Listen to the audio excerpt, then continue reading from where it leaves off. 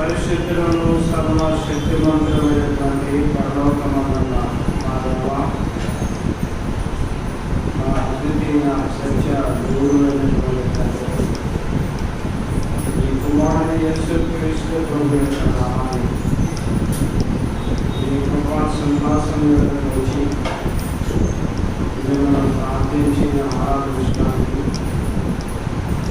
తీవ్రమైనటువంటి వాక్కు మీరు అనుగ్రహించినటువంటి ఈ ఉన్నతమైనటువంటి సమయానికై మీకు మా ఎక్కడైనా స్థుతులు స్తోత్రాలు చెల్లిస్తున్నాము. ఈ దినము మీకు ఇవ్వవలసిన ధనాన్ని మేము ఏమాత్రమో గౌరవించకుండా ఉండాలి. వారంలో మొదలైన ఆదివారాన్ని మిమ్మల్ని ఆరాధించి వారమంతా కొనసాగించుట, వారమంతా మీ కొరకు మీ కుమారుడు యేసుక్రీస్తు ప్రభు ఉంచిపోయిన మార్గాన్ని అనుసరించేవారుగా ఉంది. నా జీవితంలో నా యొక్క ప్రభుత్వం కొరకు కనిపెట్టువారంగా ఉండాలని మీ దివ్యమైనటువంటి సత్యమైనటువంటి వాక్యము మాకు తెలియజేస్తున్నాను. ఆదివారం వారంలో మొదటనం ప్రత్యేకంగా మా రక్షకుడు మీ ప్రియ కుమారుడు సర్వానికి కార్యమైనటువంటి యేసుక్రీస్తు ప్రభువును మీరు మృతులలో నుండి లేపినటువంటి దినము, సంఘము స్థాపింపబడిన దినము, దానికి ముందు ఆయన అనగా యేసుక్రీస్తు ప్రభువు పరలోకానికి ఆరోపణమైన దినం ఆయన మాత్రమే ఆదిమ సంఘము 3,000 మంది ఇంచుమించుగా ఎందుకు వస్తున్నారు. ప్రారంభం పొందినటువంటి లేదా స్థాపించినటువంటి సంఘం ఏర్పడిన దినం కూడా ఆదివారమే. 3,000 మందితో సంఘము స్థాపించబడిన దినము ఆదివారం. ఆదిమ సంఘము 3,000 మందితో పాటు మిగిలిన వారు ఎవరైతే చేర్చబడ్డారో వారందరితో కలిసి వారు ప్రభు దినాన్ని ఆదివారం వృద్ధించినటువంటి సంఘటనను సంఘటన అపోస్తల కార్యక్రమాలను నేర్చుకున్నాను. అలాగే ఆదివారం కలిసినప్పుడు మిమ్మల్ని ఆరాధించేటువంటి దినంగా అమలు చేయబడి వీటికి కొనసాగించబడడానికి మేము ఎంతగానో సంతోషిస్తున్నామని. ఇంకా చాలామంది ముసుగులో ఉన్నారు, వాళ్ళు ప్రార్థన చేస్తున్నాం. మేము ఆ ముసుగులో బయటికి వచ్చి మేము వారంలో మొదలైన ఆదివారాన్ని ఆనందించడం అంటే పాటలు పాడటం, ప్రార్థనలు చేయటం, మీ వాక్యములను ధ్యానించడం, మా కొరకు సెలవులో మరణించినటువంటి యేసుక్రీస్తు ప్రభు మరణాన్ని జ్ఞాపకం చేసుకోవడానికి, ఆయన శరీరానికి గుర్తైన వెళ్తే ఆయన రక్తానికి గుర్తైన దాచుకోవడానికి నవరాత్రి భోజనంగా మేము తీసుకున్నాం. నేను ఎంతైతే వర్గం చేస్తున్నారో మహాత్మకి అంతగా మేము మీకు ఇచ్చిన దాన్ని సద్వినియోగం చేయాలి. ఇది మేము ఆదివారాన్ని తప్పనిసరిగా కుటుంబం మీ కుటుంబంగా కూడింపగా మా తండ్రి ఒక్కరూ మమ్మల్ని ప్రశ్నించకుండా ఆక్షేపించకుండా ఈ అనుభవమైన స్థలాన్ని ప్రజలంగా కూర్చొని మిమ్మల్ని ఆరాధించడానికి మాకు మీరు ఇచ్చిన భాగ్యంగా మేము భావిస్తున్నాం. ఎక్కడ 2-3 కూడా మీ నామాన్ని మా తండ్రి ప్రార్థిస్తారో, మిమ్మల్ని ఆరాధిస్తారో, మిమ్మల్ని గురించి దానం చేస్తారో అక్కడ మీ సన్నిధి తప్పనిసరిగా ఉంటుంది అనేటువంటి గొప్ప విశ్వాసంలో నిరీక్షణ కావాలన్నా విశ్వాసమైనటువంటి మేము కోరికలుగా మా ఈ ఆరాధన మీ దృష్టికి అంగీకారం ఉన్నట్టుగా మేము ఆత్మతో పాడేవాళ్ళగా, ఆత్మతో ప్రార్థన చేసేవాళ్ళగా, మనస్సుతోనూ ప్రార్థించి ప్రార్థన పాడి మేము స్తుతించి మీ వాక్యాన్ని ధ్యానించి ఆత్మ మనస్సులను జోడించిన వారిగా ప్రభు బాగా పాల్గొని చిత్తానుసారంగా మీకు ఇచ్చి మిమ్మల్ని ఆరాధించినామని గొప్ప ఆశీర్వాదాన్ని పొందుకొని గొప్ప అనుగ్రహించినాము. ఈ సమయంలో ఈ ఆరాధనలో ఆయా అంశాలలో పాల్గొనేవారికి మీరు సహాయం చేయించినాము. వాక్యాన్ని అందించడానికి అవసరంగా ఉంటున్నాయి. అంటే మీ వాక్యం అంతరమాను ధ్యానించాలి. ఆదివారం ధ్యానించిన వాక్యాన్ని వారమంతా కాకుండా నా జీవితం అంతా ధ్యానించుకుంటున్నారు. దైవగ్రంథం ఒక విధి మా తండ్రి, ఆ విధిని మేము చదివాను. మాకు జ్ఞానాన్ని నేర్చేది, నిత్య జీవాన్ని ఇచ్చేది, మమ్మను పాపములను విడిపించేది, నీతి మార్గాన్ని నడిపించేది, సత్యాన్ని బోధించేది ఈ సత్య వేద గ్రంథం కనుక మేము ఈ పరిశుద్ధ గ్రంథంలో ఉండే మీ మాటలను మా తండ్రి కొన్ని మా కొరకు మేము ఆనందం చేయడం ముందుల కొరకు రాయబడినటువంటి సంఘటనలు మా తండ్రి మాకు కొంచెం చెడుగా అనిపించినప్పటికీ జాగ్రత్తగా ఆ జనాంగాన్ని గురించి వారు చేసిన తప్పిదాన్ని బట్టి వారికి ప్రాప్తించినటువంటి సంఘటనల గురించి మేము ఆలోచించిన వారిలో ఉంటూ పాత నిబంధన గ్రంథాన్ని చదివి నూతన నిబంధన గ్రంథంలో అతి మాట్లాడి ఏది ఉండేటువంటి యేసుక్రీస్తు ప్రభు రక్తమూలమైన కొత్త నిబంధన మమ్మల్ని నీతి మార్గంలో నడిపిస్తుంది అనే ఆలోచన.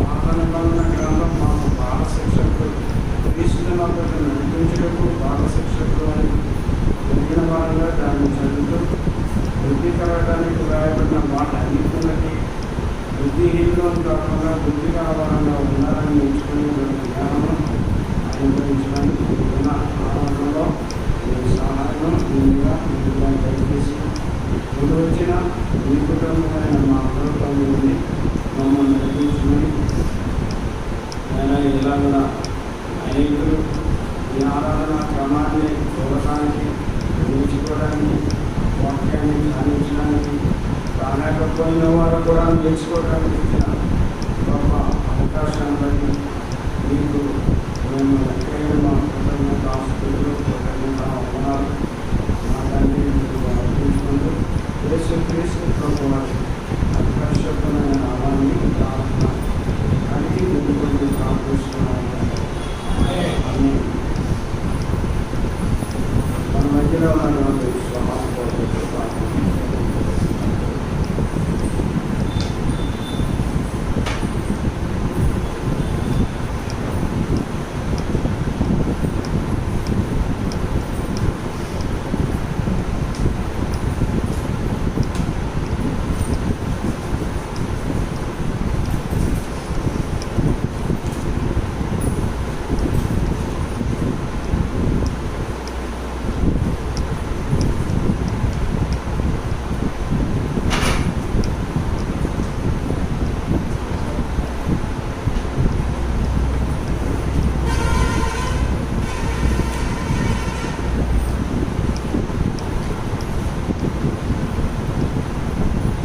పాటల ద్వారా దైవం స్మరించగాను పాటగా దేవా వెంబడించితే నీ నామము జీవితేశ్వరంగా జీవితాశ్రమ పాఠం.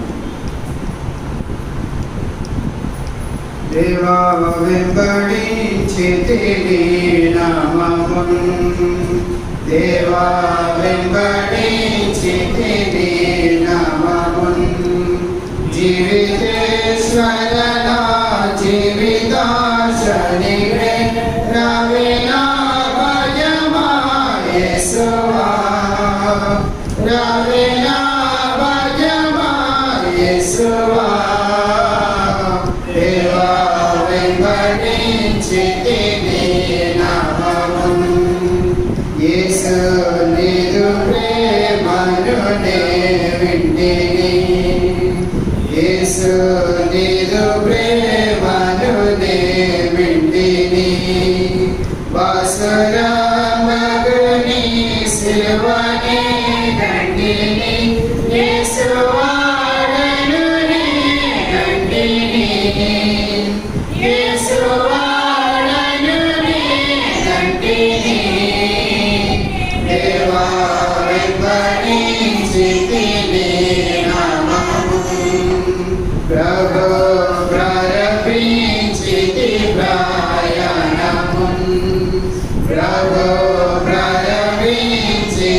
ప్రయాణమున్ పరలోక యెరూషలేము పురికి పవన జుగుము మార్గము పవన జుగుము మార్గము దేవా వెంబడించితిని నామమున్ నాదాయిదలేను ఈ ప్రవాహమున్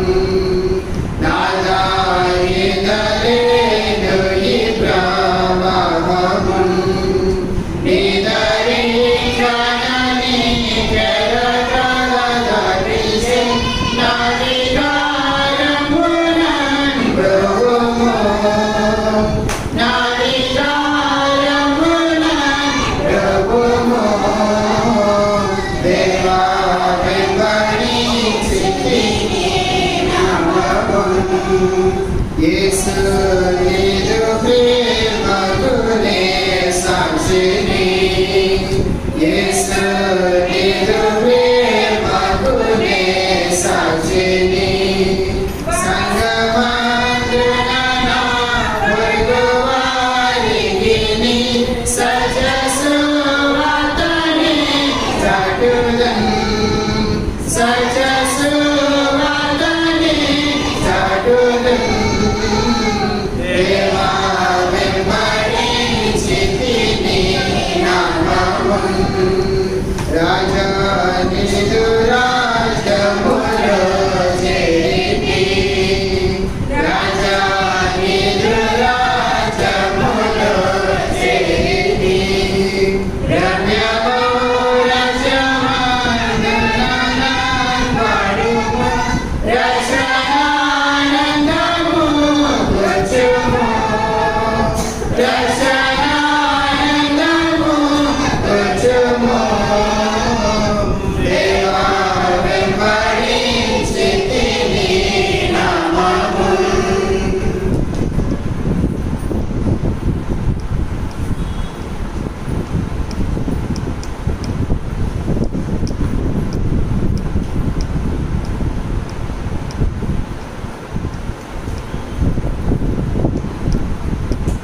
చిన్నపాప కోసం నుంచి 132 దాకా చేసిన పదాలు జీవితం అంతా నీ ప్రేమగా జీవితమంతా నీ ప్రేమగానం ప్రకటించుకోయే యేసుదేవా ప్రచురించువేమో నీ కీర్తి ఆనందగానములో సృష్టినంతటినీ నీ మాట చేత సృజించితివిగా మా దేవా దేవా సృష్టినంతటినీ నీ మాట చేత సృజించితివిగా మా దేవా దేవా నీ నామము మహిమన్పని పదరమా నీ గణమగు మహిమన్పని పదరమా సవిందునారసగా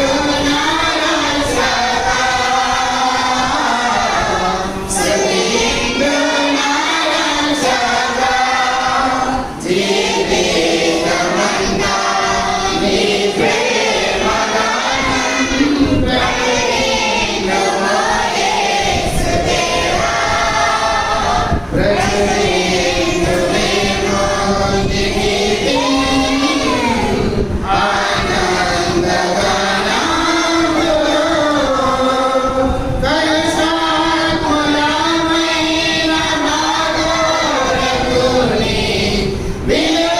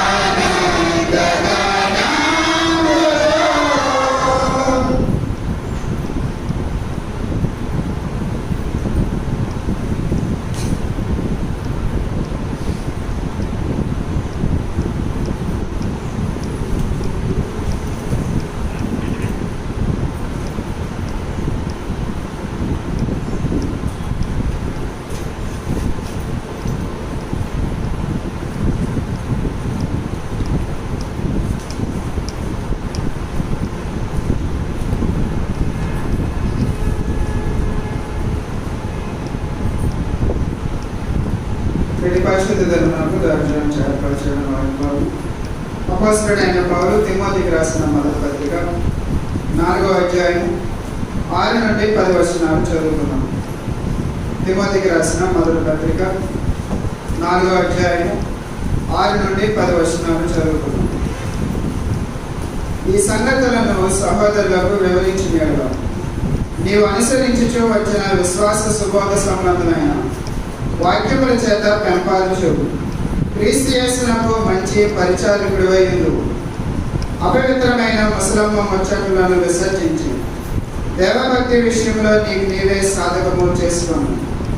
శరీర సంబంధమైన సాధకము కొంచెము మట్టుకే ప్రయోజనకరమవును కానీ దైవభక్తి ఇప్పటి జీవం విషయములను రాబోవు జీవ విషయములను వాగ్దానముతో కూడినైనందున అది అన్ని విషయములలోనూ ప్రయోజనకరమవును. ఈ వాక్యము నమ్మదగినది, పూర్ణాంగీకారమునకు యోగ్యమనే ఉన్నది. మనుషులందరికీ రక్షకుడును మరి విశేషముగా విశ్వాసులకు రక్షకుడునైన జీవము గల దేవుని యందు మనము నిరీక్షణ నుంచి ఉన్నాము కనుక ఇందు నిమిత్తము ప్రయాసంతో పాటుపడుచున్నాము. మనమేశ్వరమ సహోదరులు దాని గురించి ప్రార్థించవలసిన పోషణలు ప్రార్థనానంతరము జాన్ బాబు గారిని ప్రార్థించవలసిందిగా కోరుచున్నాము.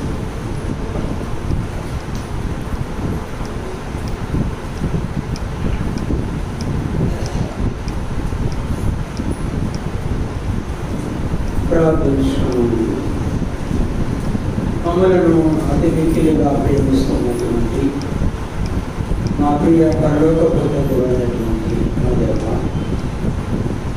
నీవు మహానుడు, మహిమ గల దేవుడు, కూర్చొని యెహోవాను తమకు దేవుడు కాగలదు అది రాయబడిన ప్రకారంగా దేవా మేము ఇలాంటి ధన్యతను కలిగినటువంటి మేమందరం కూడా ధన్యులమని వెలువడుచున్నాం. ఇది వాక్యము, ఇది మహోన్నతమైనటువంటి స్థానము మీరు మాకు అనుకరించినటువంటి విధానానికై స్తోత్ర పరిస్థితులు కృతజ్ఞతాస్తుతులు మేము చెల్లిస్తున్నాం. తర్వాతండి మహా ఉపద్రవములో కూడా మేము ఈ విధముగా ఒక కుటుంబముగా మేము కూడుకొని ఆరాధించేటువంటి ఈ మహోన్నతమైనటువంటి సమయాన్ని మీరు మాకు దయచేసిన విధానానికై స్తుతులు స్తోత్రములు కృతజ్ఞతాస్తుతులు మేము చెల్లిస్తున్నాం. తర్వాతండి ప్రారంభ ప్రార్థన చేసిన విదాస్తులు అజవా మీరు నన్ను జ్ఞాపకం చేసుకొని మంచి ఆరోగ్యమును, మంచి శక్తి, బలమును వారిని అనుగ్రహించగలకి మేము కుటుంబముగా ఈ సన్నిధిలో ప్రార్థించుకొచ్చున్నాం. దేవా, అదే విధముగా నాయన మరి ఈ దినము ఆదివారం ఈ సన్నిధానములకు ఆశతో, అత్యాశతో, విశ్వాసంతో కూడి వచ్చినటువంటి ఈ బిడ్డలందరినీ ఈ విధముగా మీరు తీసుకొని వచ్చినందుకు మీకే స్తోత్రం చెల్లిస్తున్నాం. దేవా, అదే విధముగా పాటల ద్వారా మీరు మహిమ పొందిన విధానం పట్టిస్తారు. చదివించబడిన వారి నుండి మా సోదరు జాన్ బాబు ద్వారా మీరు మాకు మంచి చక్కటి ఉపదేశం వినిపించేటప్పుడు వారికి సహాయం అనుగ్రహించి మహిమ పొందమని ప్రార్థిస్తున్నాం. ఈ ప్రార్థన కృతజ్ఞతండి మీ చేతులుగా అప్పగిస్తూ ఉన్నాం. మీరే అధ్యక్ష వహించి ఘనత, మహిమ, ప్రభావాలు మీరే పొందగలమని ఈ ప్రార్థన మా ప్రభుత్వం రక్షపడిన యేసుక్రీస్తు నామములో అడిగి వేడుకొచ్చు ప్రార్థిస్తున్నాము. పలుకుతండి.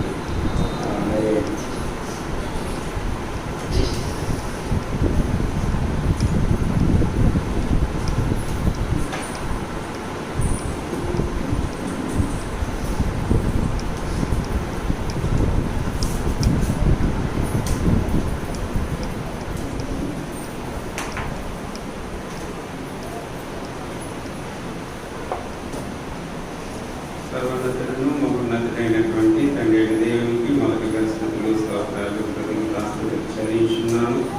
ఈ యొక్క పరిశుద్ధ జన్మల రీతిలో తండ్రి దేవుని ఆరాధించినట్టు ఇప్పుడు వచ్చినటువంటి మీ అందరికీ కూడా ప్రభుత్వ తరఫున నా వందనాలు తెలియజేస్తున్నాను. ఆరాధించినటువంటి ప్రభు జన్మన తిమోతికి రాసినటువంటి మొదటి పత్రిక 4వ అధ్యాయము 7 నుంచి 9 వచనాల్లో ఉండేటువంటి సారాంశము మనము వారము ధ్యానించున్నాం. అనేక మంది మరి చూస్తున్నటువంటి వారు ఒకవేళ పోయిన వారము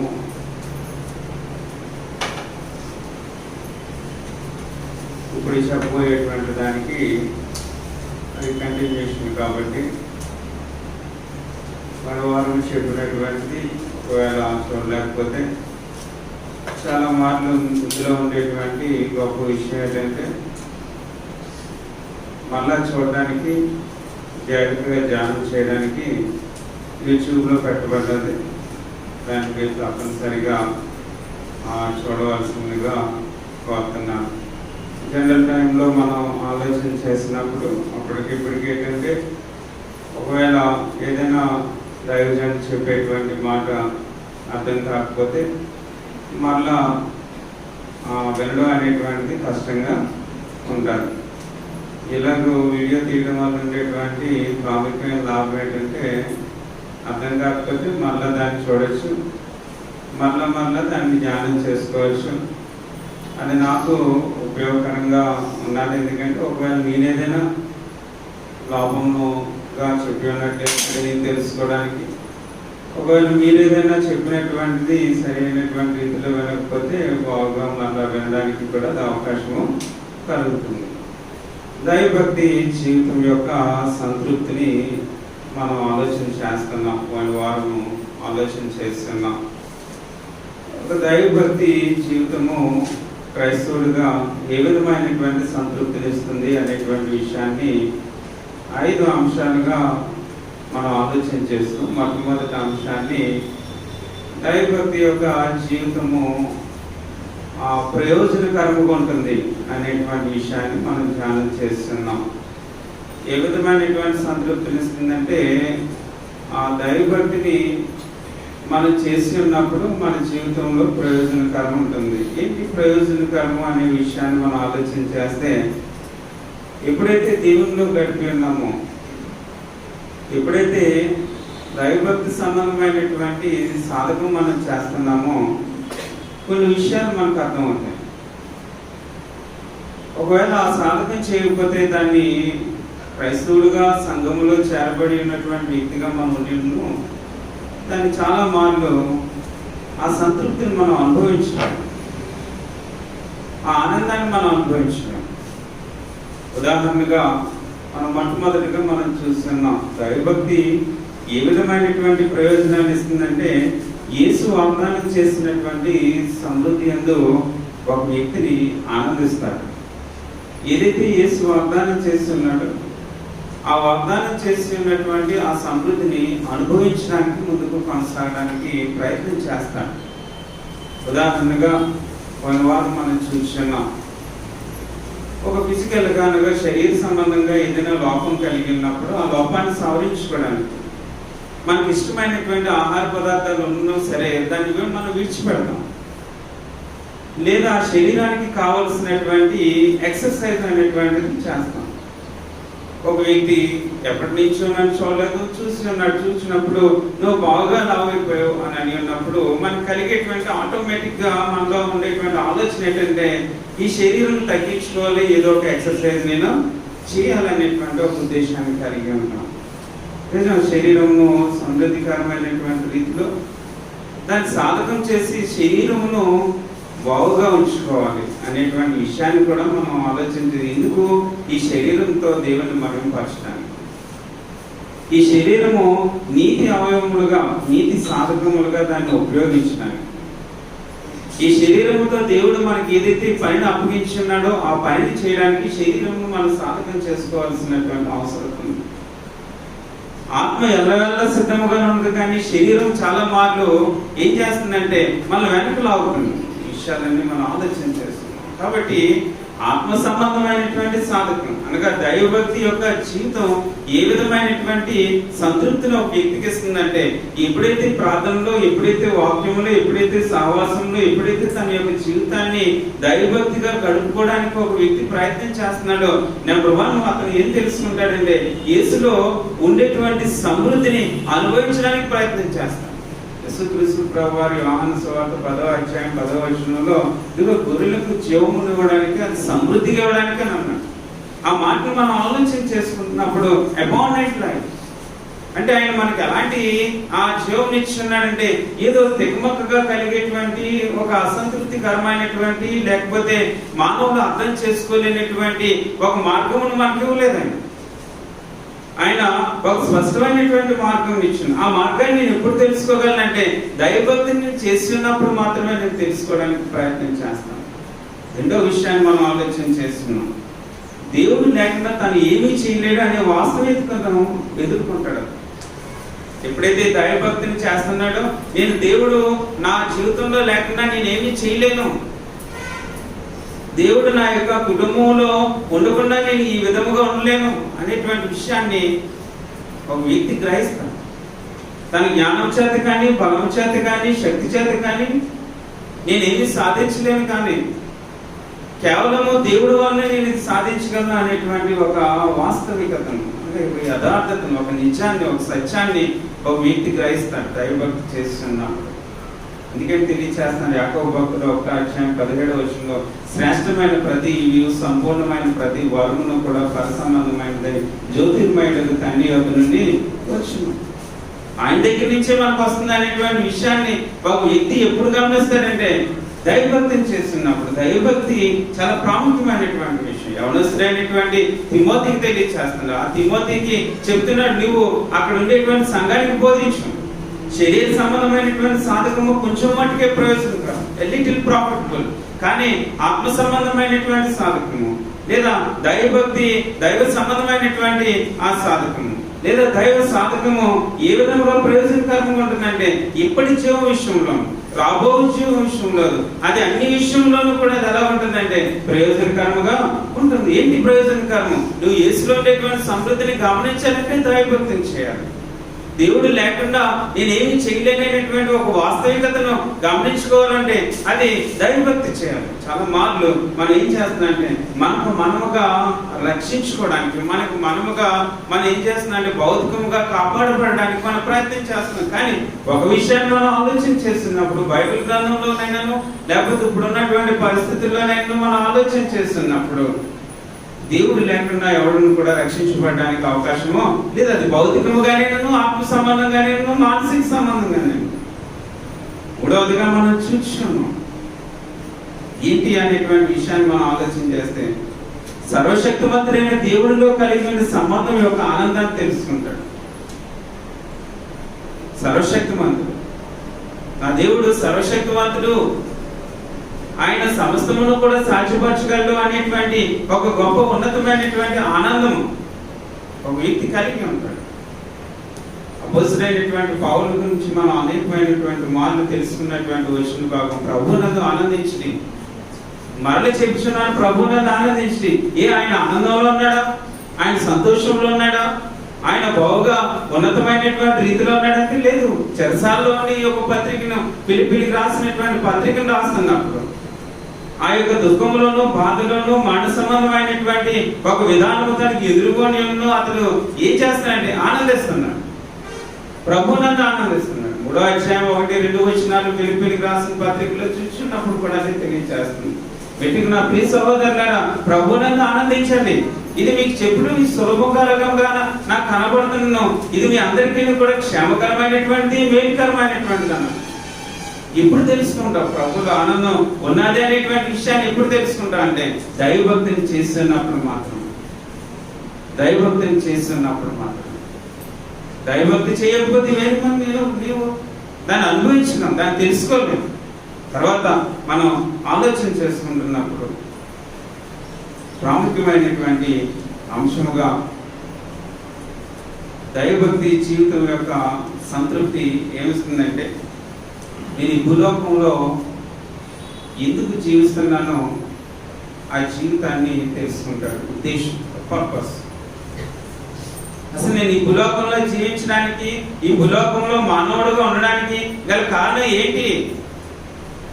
తండ్రి అయినటువంటి దేవుడు నన్ను మానవుడుగా సృష్టించడం వెనకాల ఉండేటువంటి ఉద్దేశం ఏంటి? మన ప్రయోజనాన్ని చూస్తున్నాం. దైవభక్తి చేయడం వల్ల ఒక ప్రయోజనం ఉంది. ఆ ప్రయోజనం ఏంటంటే సమృద్ధిని అనుభవిస్తాడు. సర్వశక్తిమంతుడైనటువంటి తండ్రి అయినటువంటి దేవుడిలో ఉండేటువంటి ఒక ఆనందాన్ని తెలుసుకుంటాడు. కానీ దేవుడు లేకుండా ఏమీ చేయలేను అనేటువంటి ఒక వాస్తవికతను గమనిస్తాడు. అది ప్రయోజనం కాదు. రెండో విషయాన్ని మనం ఆలోచన చేస్తే, మానవునిగా నా యొక్క ఉద్దేశం ఏంటి? మానవునిగా ఈ భూలోకంలో నుంచి జీవించడానికి గల ప్రధానమైనటువంటి కారణం ఏంటి అనేటువంటి ఒక విషయాన్ని ఆలోచన చేస్తారు. ఒకసారి మీరు ఆలోచన చేసుకోండి. ఏంటి మానవునిగా మన ఉద్దేశం ఏంటి? ఈ ఉద్దేశాన్ని తెలుసుకోవాలంటే ఎక్కడికి రావాలంటే గ్రంథం దగ్గరికి రావాలి.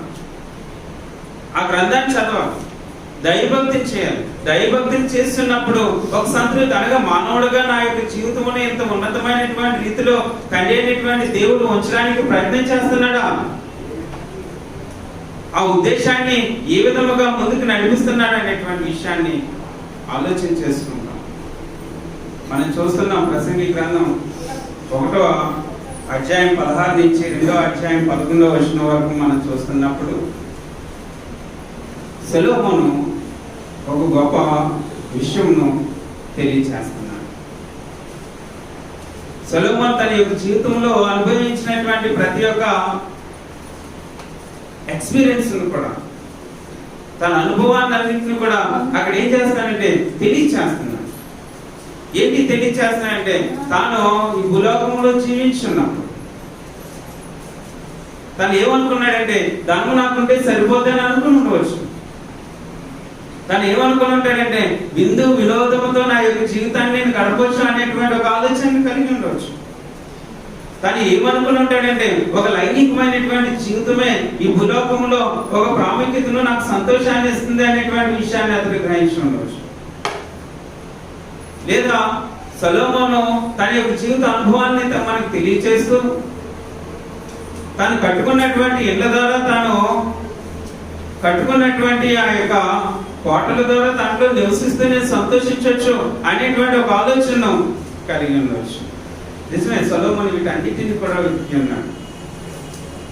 1వ అధ్యాయం 16 నుంచి 2వ అధ్యాయం 11వ వచనం వరకు కూడా ఆ విషయాలు మనకి కనబడుతున్నాయి. మానవుడు సంతృప్తి కోసం వెతుకుతున్నాడు.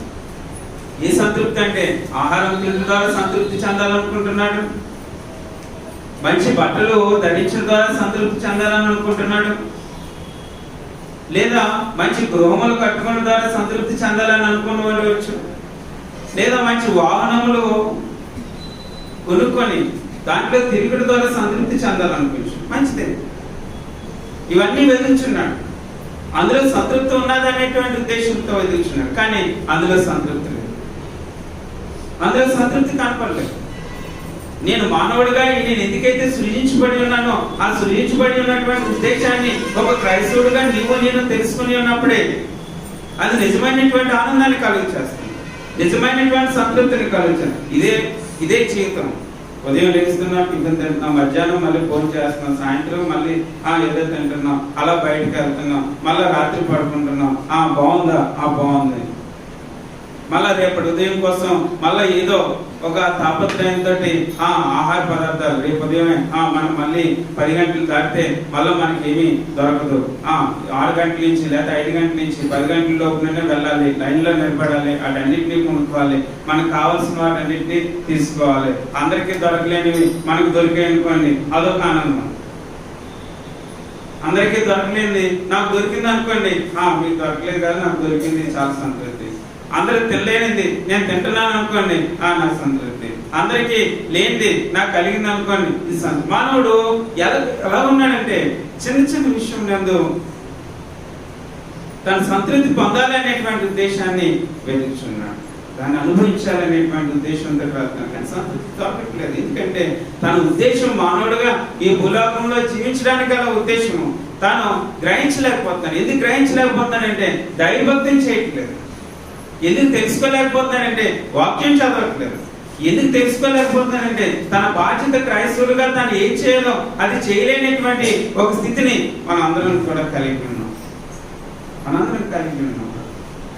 ఒక వ్యక్తి ఒక ఉద్దేశం కొరకు జన్మించాడు. ఆ ఉద్దేశాన్ని నేను గమనించగలుగుతున్నాను. ఏంటి ఉద్దేశం? మీ హృదయంలో నేను అడిగినటువంటి ప్రశ్నకు సమాధానం ఇస్తున్నాను. మానవుడు ఒక ఉద్దేశం కొరకు తండ్రి అయినటువంటి దేవుడు నిర్మించి ఉన్నాడు. ఆ ఉద్దేశం ఏంటి? ఆ ఉద్దేశాన్ని మరిచి తిరుగుతున్నా అంటే నేను దైవభక్తి చేయట్లేదు. ఆ ఉద్దేశాన్ని నేను తెలుసుకున్నానంటే దైవభక్తి చేస్తున్నాను. ఎప్పుడైతే దైవభక్తి చేస్తున్నప్పుడు దేవుడు నన్ను ఎందుకైతే నిర్మించి ఉన్నాడో ఆ నిర్మించినటువంటి ఉద్దేశాన్ని తెలుసుకుంటాను. తెలుసుకున్నప్పుడు దాంట్లో నేను సంతృప్తి చెందుతాను. ఎందుకా దేవుడు నన్ను సృజించి ఉన్నాడు? తినడానికి, కట్టుకోవడానికి, అందరికంటే బాగోవడానికి, అందరికంటే హ్యాపీగా ఉండడానికి ఎంత ప్రయత్నం చేసినా మానవుడికి సంతోషం లేదు. సొలొమోను నేను ఈ భూలోకంలో ఇప్పుడు ఉన్నటువంటి ప్రతి మానవుడి కంటే ఎక్కువగా దుబాయ్ ధరలో లేకపోతే ఇంకొకటి అరబ్ షేక్లో లేకపోతే ఇల్లు వాళ్ళ మాటలు అనేక మంది చెప్తుంటారు. వారందరికంటే ఎక్కువగా సొలొమోను సంతోషమును వెతకడానికి ప్రయత్నం చేశాడు. కానీ ఏమన్నాడంటే ఇవన్నీ వ్యర్థమని అతను తెలుసుకున్నాడు. మానవుడిగా మన ఉద్దేశము మనం ఆలోచన చేయాలి. యెషయా గ్రంథము 43వ అధ్యాయము 7వ వచనాన్ని మనం చూస్తున్నప్పుడు నా మహిమ నిమిత్తము నేను సృజించిన వారిని, నా నామం పెట్టబడిన వారందరినీ తెప్పించుము చెప్తున్నాడు. వీళ్ళందరినీ నేను ఎందుకు సృజించానంటే నన్ను మహిమపరచడానికే. మానవుని యొక్క ప్రధానమైనటువంటిది, మానవుని యొక్క ప్రధానమైనటువంటి కర్తవ్యం, మానవుని యొక్క ప్రధానమైనటువంటి బాధ్యత ఏంటంటే మానవుడిగా ఈ భూలోకంలో సృజించబడ్డానికి. ఒక వ్యక్తి అడుగుతున్నాడు, అసలు మనం మానవుడిగా సృజించబడ్డం మంచిదేనంటారా అనేటువంటి ఒక ఆలోచన నేను రాత్రికాల సమయంలో అడిగినాడు. మంచిదే. ఈ భూలోకంలో ఉండేటువంటి ప్రతి జీవి కన్నా మానవుడు ఒక ప్రత్యేకమైనటువంటి ఒక స్థితిని కలిగి ఉన్నాడు. ఒక ప్రత్యేకమైనటువంటి జీవితాన్ని కలిగి ఉన్నాడు. ఒక ప్రత్యేకమైనటువంటి ఒక స్థితిని కలిగి ఉన్నాడు. ఒక ప్రత్యేకమైనటువంటి ఉన్నతమైనటువంటి శ్రేష్టమైనటువంటి గమ్యస్థానాన్ని కలిగి ఉన్నాడు. ఇవన్నీ ఎలా తెలుసుకోగలను? దైవభక్తి చేయలేనప్పుడు నేను కూడా ఎలా తెలుసుకోగలను? ఎలా దాన్ని అనుభవించగలను? ఎలా దాన్ని మనం ముందుకు కొనసాగాలి? చెప్తున్నాడు యెషయా గ్రంథం, నా మహిమ నిమిత్తము నేను వారిని సృజించాను. నా మహిమ నిమిత్తం సృజించున్నాను. కొరింథీయులకు రాసినటువంటి పత్రిక 10వ అధ్యాయం 31వ వచనంలో తెలియచేస్తున్నాను. కాబట్టి మీరు భోజనము చేసినాను, పానము చేసినాను, మీరు ఏం చేసినాను సమస్తంలో దేవుని మహిమ కొరకు చేయండి. ఏ చేసినా దేవుని యొక్క మహిమ కొరకు మీరు చేయండి.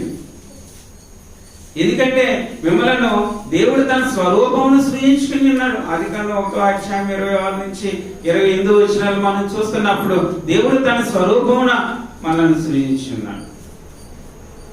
ఈ యొక్క మంటి ఘటములలో తన యొక్క ఆత్మను ఉంచున్నాడు. నిశ్చత్వం కలిగినటువంటి ఒక ఆత్మను ఉంచున్నాడు. అది ఈ భూలోకంలో ఉండేటువంటి జీవులకు దేనికి లేదు, జంతువులకు లేదు, పక్షులకు లేదు, జీవించేటువంటి ప్రతి దానికి కూడా లేదు. కేవలం మానవుడికి మాత్రమే ఉండి ఉన్నటువంటి ఉన్నతమైనటువంటి అంశం ఏంటంటే ఈ శరీరంలో తన యొక్క ఆత్మను ఉంచున్నాడు. ఆయన స్వరూపం మనం సృజించబడి ఉన్నాం. ఎంత చక్కగా చెప్తానంటే ఎఫెసీయులకు రాసినటువంటి పత్రిక 5వ అధ్యాయం 1వ వచనంలో, కావున మీరు ప్రియులైన పిల్లల వలె అని అంటున్నాడు. మనం దేవుని యొక్క పిల్లలు. ఎందుకు? దేవుడు తన యొక్క ఆత్మను మనలో ఉంచి ఉన్నాడు. ఆయన పిల్లలు మనం. ఈ భూలోకంలో ఉండేటువంటి ఏ ఒక్క జీవి కూడా చనిపోయిన తర్వాత అది మరవబడుతుంది. కానీ మానవుడికి ఒక గొప్ప ఉన్నతమైన గమ్యస్థానాన్ని ఇచ్చి ఉన్నాడు. ఆ గమ్యస్థానం యొక్క విలువను మానవుడు తెలుసుకోవాల్సినటువంటి అవసరత ఉన్నది. ఏంటి? నేను దేవుని మహిమపరచాలి. ఎందుకు మహిమపరచాలి? తన స్వరూపం చేసుకున్నాడు. ఆ స్వరూపం చేసుకుని ఎలా కూర్చున్నాడు? ఆయన పిల్లలుగా నడవాలనేటువంటి ఒక కోరికను ఆయన కలిగి ఉన్నాడు. ఆయనలా జీవించాలనేటువంటి ఒక ఉద్దేశాన్ని ఆయన కలిగి ఉన్నాడు. ఆ విధముగా జీవించిన ఎడల మాత్రమే మనం మహిమలో ఉంటాము అనేటువంటి విషయాన్ని కూడా మనకు తెలియచేస్తున్నాడు. పేతురు రాసినటువంటి పత్రికలో మనం చూస్తున్నప్పుడు, పేతురు రాసినటువంటి పత్రిక మొదటి పత్రిక 2వ అధ్యాయం మనం చూస్తున్నప్పుడు 2వ అధ్యాయం 12వ వచనంలో, అన్యజనులు మిమ్మల్ని ఏ విషయంలో దుర్మార్గులను దూషించరో ఆ విషయంలో వారు మీ సత్క్రియలను చూచి వాటిని బట్టి దర్శన ధర్మను దేవుని మాయపరచినట్లు. ఏమంటాడంటే, మనకు ఒక మహిమలోనికి తండ్రి అయినటువంటి దేవుడు తీసుకెళ్తున్నాడు, ఒక గమ్యస్థానాన్ని నిలిచున్నాడు. ఎప్పుడు ఆ మహిమలోనికి వెళ్ళగాలంటే ఈ భూలోకంలో ఆయన మహిమపరిచి ఉన్నప్పుడే. ఈ భూలోకంలో ఆయన మహిమపరచకుండా ఆయన మహిమలోనికి నేను ఎలా వెళ్ళగలను? కొన్ని వారు ఆలోచన చేసుకుని ఉన్నాం కొన్ని విషయాలు. ఎందుకంటే ఆలోచించాను, ప్రతి ఆదివారం మనకు ఆరాధన జరిపించబడుతుంది. ఈ COVID-19 కరోనా వైరస్ రాకముందు ఒక సమయం చెప్పబడింది. ప్రతి బుధవారం బైబిల్ తరగతులు జరిపించబడుతున్నాయి. ప్రతి ఒక్క శుక్రవారం, ప్రతి ఒక్క లక్షవారం కూడా బ్రోకుటాలు జరిపించబడుతున్నా పక్క ఇంట్లో ఉన్నా, లేకపోతే ఇంత చక్కనైనటువంటి రీతిలో వాక్యంలో చెప్పబడుతున్నా దాన్ని అశ్రద్ధ చేస్తున్నా. అప్పుడు అంత అలాగే జరిపించబడుతున్నప్పుడే మనము అశ్రద్ధ చేస్తున్నా అంటే, ఆ విధముగా మనం దేవుని యొక్క వాక్యము ఉన్నతమైనటువంటి రీతిలో ప్రకటించబడుతుంటే అశ్రద్ధ చేస్తున్నా అంటే, అసలు ప్రకటించబడట్లేదు కదా. ఇప్పుడు ఎంత అశ్రద్ధ చేస్తున్నా ఒకసారి ఆలోచన చేస్తున్నాం. పక్క ఇంట్లో ప్రకటిస్తున్నారు వాక్యం, కానీ రాదు ఇంట్లో నుంచి బయటకి. అది నాది కాదు. దైవభక్తి చేయని అవసరం లేదు. దైవభక్తి చేయకపోతే నువ్వు భూలోకంలో ఎంత ఉన్నతమైనటువంటి రీతిలో నాకు సంతృప్తిని కలిగించేసేటువంటి రీతిని ఇవ్వదు. నీ ఉద్దేశం ఏంటో తెలియచేయబడాలి అనేటువంటి ఒక ఆలోచన నాకు నీకు ఉండాలంటే ఒకే ఒక మార్గం ఏంటంటే, నేను దైవభక్తి చేయాలి. దైవభక్తి చేస్తే ఆ ఉద్దేశాన్ని నేను నేర్చుకోగలను. ఏంటి నా ఉద్దేశం ఏంటంటే, తండ్రి అయినటువంటి దేవుడు తన మహిమపరచడాన్ని అనుసరించున్నాడు. ఆయన మహిమపరచడం ద్వారా వచ్చేటువంటి ఆ లాభం ఏంటంటే, ప్రయోజనం ఏంటంటే, ఆయన మహిమలోనికి నేను వెళ్తాను. దర్శన ధర్మంలో ఆయన మహిమలోనికి నేను వెళ్తాను. ఇప్పుడు అందరూ మనల్ని దూషించి ఉండవచ్చు. అన్యజనులు వారు చేస్తున్నటువంటి క్రియలన్నీ నేను చేయట్లేదు కాబట్టి నన్ను దూషించి ఉండవచ్చు. కానీ దర్శన ధర్మంలో తండ్రి అయినటువంటి దేవుడు తన మహిమలోనే నన్ను పిలుస్తాడు. ఈ విషయాన్ని నేను ఆలోచన చేస్తున్నాను. ఎందుకంటే ఎఫెసీయులకు రాసినటువంటి పత్రిక 2వ అధ్యాయాన్ని మనం చూస్తున్నప్పుడు 2వ అధ్యాయము 8 నుంచి మనం ఆలోచన చేస్తే, మీరు విశ్వాసము ద్వారా ప్రభు చేతనే రక్షించబడి ఉన్నారు. ఇది మీ వలన కలిగినది కాదు, దేవుని వలనే. అది క్రియల వలన కలిగినది కాదు కనుక ఎవడనూ అతిశయపడి వినలేదు. మరియు వాటి యందు మనం నడుచుకున్న వాళ్ళని దేవుడు ముందుగా సిద్ధపరిచిన సత్క్రియలు చేయటికై మనం క్రీస్తు యేసునందు సృష్టింపబడిన వారిని ఆయన చేసిన పని అయి ఉన్నాం. ఆయన చేసినటువంటి పని అయి ఉన్నాం. క్రీస్తు యేసునందు సృష్టించబడి ఉన్నాము. ఆయన చేసినటువంటి పని అయి ఉన్నాం. నేను కూడా భౌతికంగా ఈ యొక్క జీవితాన్ని చూసిన, ఆత్మీయంగా ఈ యొక్క జీవితాన్ని చూసిన మనం అందరం కూడా దేవుని యొక్క సృష్టి అయి ఉన్నాం. సరే ఆలోచన చేసుకుంది. భూలోకంలో అనేక మంది తెలుసుకోలేనటువంటి ఉన్నతమైనటువంటి దేవుని నేను తెలుసుకుని ఉన్నాను. ఈ భూలోకంలో అనేక మంది యేసుక్రీస్తుని రక్షకుడిగా అంగీకరించలేదు. ఆ రక్షకుడిగా అంగీకరించగలిగేటువంటి ధన్యకరమైనటువంటి జీవితాన్ని దేవుడు నాకు అనుగ్రహించున్నాడు. ఈ భూలోకంలో అనేక మందికి లేనటువంటి ఆ నిజమైన సంఘంలో ఉండేటువంటి ఆ గొప్ప ఉన్నతమైనటువంటి వేళ్ళని అనిపిస్తున్నాం. సంఘంలోకి ఎందుకు చేరబడ్డాం? సంఘంలో ఉండడానికి గల కారణం ఏంటి? భౌతికమైనటువంటి అంశములను కారణముగా చూసి సంఘంలో ఉన్నావా? నేను కాదు, అది కాదు. నా ఆత్మ సంబంధమైనటువంటి గమ్యస్థానము ఈ సంఘంలోనే ఉన్నది. నా ఆత్మ సంబంధమైనటువంటి ఆ ఉన్నతమైనటువంటి జీవితంలో నేను రాబోయేటువంటి భవిష్యత్తు కాలంలో అనుభవించాలంటే అది ఈ సంఘంలోనే ఉండి ఉన్నది అనేటువంటి ఉద్దేశంతో చేరి ఉన్నాను తప్ప భౌతిక సంబంధమైనటువంటి అంశంలో ఏమి కూడా కాదు. అనేక మంది చేస్తున్నారు, అనేక మంది వచ్చున్నారు, అనేక మంది మన వారు ఒక సహోదరుడు అనేకమైనటువంటి నిమిషాలు నాతో మాట్లాడి ఉన్నారు. అదేంటంటే ఎవరు రావటం లేదని సంఘాన్ని విడిచిపెట్టేశారు చాలా మంది. సంఘాన్ని ఎందుకు విడిచిపెడుతున్నా అనేటువంటి ఉద్దేశంతో ఆలోచన చేసుకుంటే ఎవరు రావటం లేదనేటువంటి ఉద్దేశాన్ని తో ఆ సంఘాన్ని విడిచిపెట్టి ఉన్నట్లయితే నీ ఉద్దేశము నా ఉద్దేశము సంఘంలో ఎందుకున్నామో అది నేను మర్చిపోతున్నాను అన్నమాట. అనేకమైనటువంటి మత శైలి భూలోకంలో ఉన్నవే. ఆ భూలోకంలో ఉన్నటువంటి వాటి అన్నిటికంటే ఇది శ్రేష్టమైనటువంటి సంఘం అని నేను రావడానికి గల కారణం ఏంటి? ఇందులో నేను జీవించడానికి గల కారణం ఏంటి? ఇందులో నేను చలించడానికి గల కారణం ఏంటి? దీనికి అంటుకట్టుబడడానికి గల కారణం ఏంటి? దీంట్లోనే నా బ్రతుకును ముందుకు కొనసాగింపడానికి గల కారణం ఏంటంటే అది యేసుక్రీస్తు స్వరక్తం ఇచ్చి సంపాదించినటువంటి సంఘం. అది ఆ సంఘం యొక్క గమ్యస్థానము పరలోకమునే ఉంది. ఆ సంఘంలో ఉన్నటువంటి మనం అందరము కూడా దేవుని చేత సృజించబడినటువంటి వారిని, క్రీస్తు యొక్క గొప్ప ఉన్నతమైనటువంటి ఆ యొక్క ఆశీర్వాదములు మనం అనుభవించడానికి ఈ సంఘమును దేవుడు తన కుమారుడైన యేసుక్రీస్తు ద్వారా స్థాపించున్నాడు. అది నీవు కూడా గమనించున్నాను. ఉద్దేశాన్ని మర్చిపోతున్నాను. దైవభక్తి చేయలేనప్పుడు అసలు సంఘం యొక్క ఉన్నతమైనటువంటి ఆ శ్రేష్టమైనటువంటి స్థితి తెలుసుకోకుండా సంఘంలో ఎన్ని సంవత్సరాలు జీవించినా దాని వల్ల ప్రయోజనం లేదు. ఈ భూలోకంలో ఎందుకు ఈ సంఘంలో చేరబడి ఉన్నాయంటే ఎప్పటి నుంచో ఆయన ఉన్నాడు కాబట్టి ఇక్కడికి వెళ్తున్నాం కాబట్టి నేను నా కొడుకులు నా మనవలు అందరూ కూడా ఇక్కడికి వస్తున్నాం. ఇది తప్పు. పేటలో మొట్టమొదట ఈ యొక్క సంఘమే ఉన్నది కాబట్టి ఇక్కడికి వచ్చాం కాబట్టి ఏదో పోతున్నాం అనేటువంటి తప్పు. భూలోకంలో అనేకమైనటువంటి మతశాఖలు ఉంటుంది కదా. నేను ఈ సంఘంలో ఉండడానికి గల కారణం ఏంటి అనేటువంటిది తెలుసుకోలేకపోతే ఉద్దేశాన్ని మర్చిపోతున్నాం. చిన్న చిన్న భౌతికమైనటువంటి అంశముల కోసం సంఘమును అనేకమైనటువంటి వాళ్ళు మనుషులు ఏం చేస్తున్నారంటే చులకనగా చూస్తున్నారేమో. కాదు, ఇది కాదు. ఇది దైవభక్తి చేయడం వల్ల మానవుని యొక్క ఉద్దేశం తెలుస్తుంది. దేవుడు నన్ను ఎందుకు సృజించున్నాడు, ఏ ఉద్దేశంతో సృజించున్నాడు అనేటువంటి ఒక విధానం తెలుస్తుంది. నేను ఎలా వచ్చానో తెలుస్తుంది, ఎందుకు నేను ఇక్కడ జీవించాలో తెలుస్తుంది. జీవించిన తర్వాత నేను నా బ్రతుకును ముగించిన తర్వాత ఏ విధముగా ఎక్కడికి నా గమ్యస్థానం అంతదో కూడా తెలుస్తుంది. ఎప్పుడంటే నేను దైవభక్తిని చేస్తున్నప్పుడు మాత్రం తండ్రి అయినటువంటి దేవుని యొక్క ఉన్నతమైనటువంటి ఆ శ్రేష్టమైనటువంటి ఆ గొప్పతనం తెలియజేయబడుతుంది. యేసుక్రీస్తు మన కొరకు అనుభవించినటువంటి శ్రమలు తెలియజేయబడుతుంది. ఆయన మన కొరకు స్థాపించినటువంటి ఆ సంఘం యొక్క విలువ తెలియజేయబడుతుంది. తద్వారా నేను సంతృప్తిని పొందగలను. ఎస్, నాకు ఈ భూలోకంలో ఎన్ని శ్రమలు వచ్చినా, బాధలు వచ్చినా, ఇబ్బందులు వచ్చినా, కష్టములు వచ్చినా నేను చివరికి నాకు ఒక గమ్యస్థానం దేవుడు నా కొరకు ఉంచున్నాడు. ఎందుకంటే దేవుడు ఆ ఉద్దేశంతో నన్ను సృజించున్నాడు. ఏ మానవుడు కూడా నశింపాలనేటువంటి ఉద్దేశం దేవునికి లేదు. మనందరూ రక్షించబడాలనేటువంటి ఉద్దేశంతో తన కుమారుడైనటువంటి యేసుక్రీస్తుని త్యాగముగా బలిగా అర్పించి ఉన్నాడు. మన స్థానంలో ఆయన ప్రాయశ్చిత్తం చేస్తున్నాడు. ఆలోచన చేస్తున్నప్పుడు తెలియచేస్తున్నాడు. ఇది ఉద్దేశం. ఇది ప్రతి వ్యక్తి ఒక ఉద్దేశం కొరకు జన్మించున్నాడు. ఆ ఉద్దేశాన్ని తాను సృజించబడినటువంటి ప్రయోజనాన్ని తెలుసుకోలేనప్పుడు కొన్ని సమస్యలు కలుగుతాయి, కొన్ని సమస్యలు వస్తాయి. ఏంటి సమస్యలు అంటే నిరాశ ఎదురవుతాయి.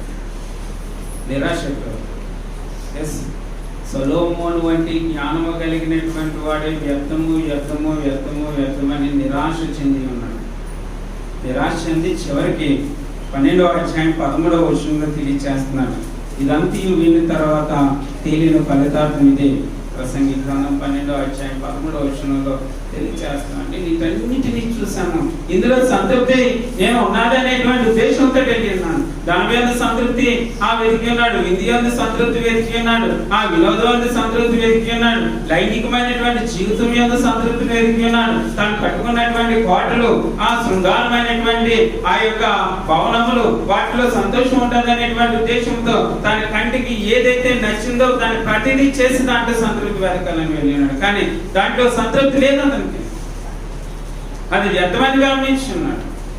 చివరికి నిరాశ చెంది చివరికి ఒక ఫైనల్ ఒక డిసిషన్ తీసుకున్నాడు.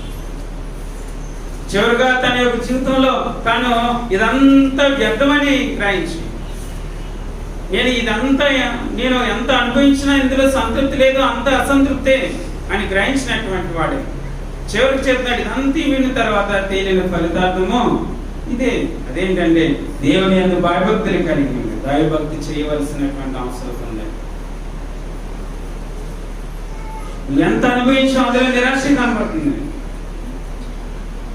ఎంత సంపాదించా అందులో నిరాశ కనబడుతుంది. నేను ఎంత కాపాడుకోవాలనుకున్నా నా యొక్క జీవితంలో, నేను ఎంత సంరక్షించుకోవాలనుకున్నా ఆ ధనమును నేను ఎంత సంరక్షించుకోవాలనుకున్నా చివరికి నాకు కలిగేటువంటిది నిరాశ.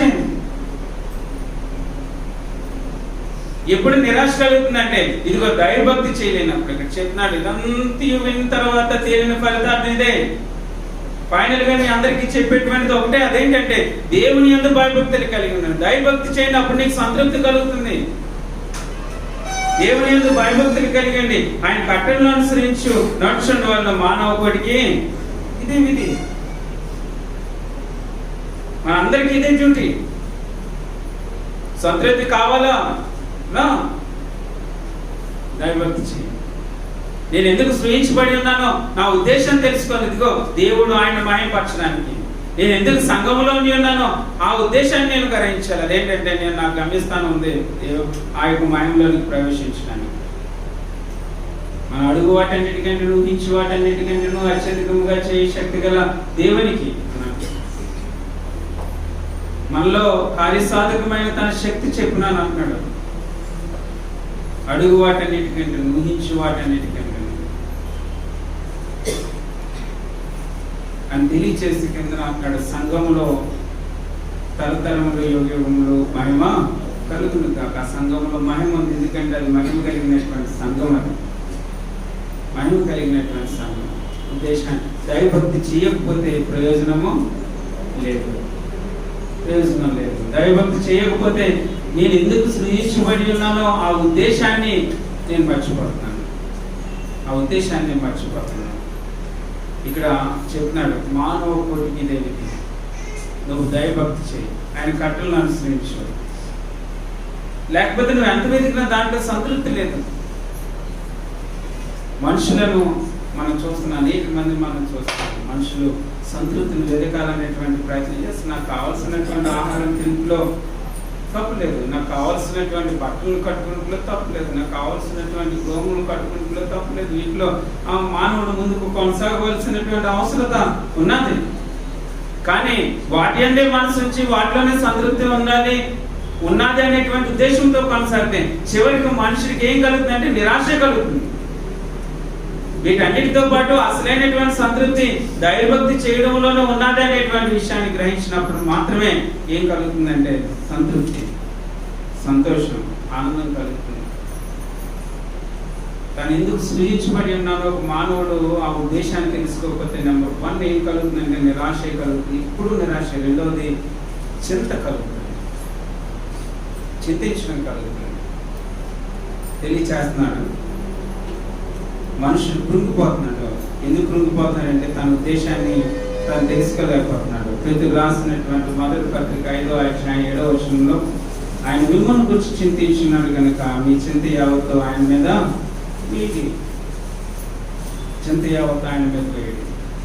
ఎవడు తన ఎత్తు మూడు ఎక్కువ చేసుకోగలను చింతించుకోవాలి.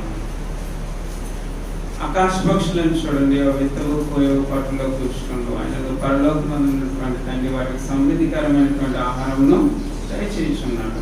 వాటికంటే మీరు శ్రేష్ఠులు కాదా? అనేకమైనటువంటి విషయంలో యేసుక్రీస్తు ప్రభువారు తన మొట్టమొదటి ప్రసంగంలోనే తెలియజేస్తున్నారు. పేతురు కూడా తెలియజేస్తున్నారు. ఆయన మన గురించి చింతిస్తున్నారు. నీవేమో లోక సంబంధమైనటువంటి వాటిని చింతిస్తున్నావు. లోక సంబంధమైనటువంటి వాటిని చింతించి ఉన్నంత కాలంలో కూడా మనుషుడికి సంతృప్తి లేదు. ఏమైపోతున్నాను, ఏమైపోతుంది, ఏం జరిగిపోతుంది అనేటువంటి ఉద్దేశంతో మానవుడు బ్రతికి ఉన్నంత కాలంలో కూడా అదే చింతతోటి ముందుకు కొనసాగుతాడు. దేవుడు నాకు సంరక్షణ ఇస్తాడు చెప్తాడు. నేను కూడా చేయవలసినటువంటి ప్రాముఖ్యమైనటువంటి విషయం ఏంటంటే ఆయన మన గురించి చింతిస్తున్నాడు. ఇప్పుడు నేనేం చేయాలి? ఫిలిప్పీయులకు రాసినటువంటి పత్రిక 4వ అధ్యాయంలో చెప్తున్నాడు, దేనిని గురించి చింతపడకడు కానీ ప్రతి విషయంలోనూ, ఎవ్రీ ఆస్పెక్ట్, ప్రతి విషయంలోనూ ప్రార్థన విజ్ఞాపనలు చేద్దాం, కృతజ్ఞతాపూర్వకంగా మేము విన్నపములు దేవునికి తెలియచేయండి. విన్నపములు దేవునికి తెలియచేయండి. ఎంత చక్కగా చెప్తున్నాడు. దేని గురించి చింతించబడుతుంది. మీరు చేయవలసినటువంటి కార్యం ఏంటంటే ప్రార్థనా విజ్ఞాపన. ఇది దైవభక్తి. ఏం చేయాలి? ప్రార్థనా విజ్ఞాపన చేయాలి. విజ్ఞాపన చేత ఆయనకి ఏం చెల్లించాలి? కృతజ్ఞతాస్తుతులు చెల్లించాలి. కృతజ్ఞతాస్తుతిలో కృతజ్ఞతాపూర్వకంగా ఆయనకి విన్నపాలు చెల్లించాలి. విన్నపాలు చెల్లించినప్పుడు ఏం జరుగుతుంది అనేటువంటి విషయాన్ని మనం చూస్తున్నప్పుడు 7వ వచనంలో, అప్పుడు సమస్త జ్ఞానములకు మించిన దేవుని సమాధానం యేసుక్రీస్తు వల్ల మీ హృదయములకు మీ తలంపులకు కావాలి ఉంటుంది. దైవభక్తి యొక్క ఉన్నతమైనటువంటి విషయం. రెండో అంశాన్ని మనం ఆలోచన చేస్తున్నాం.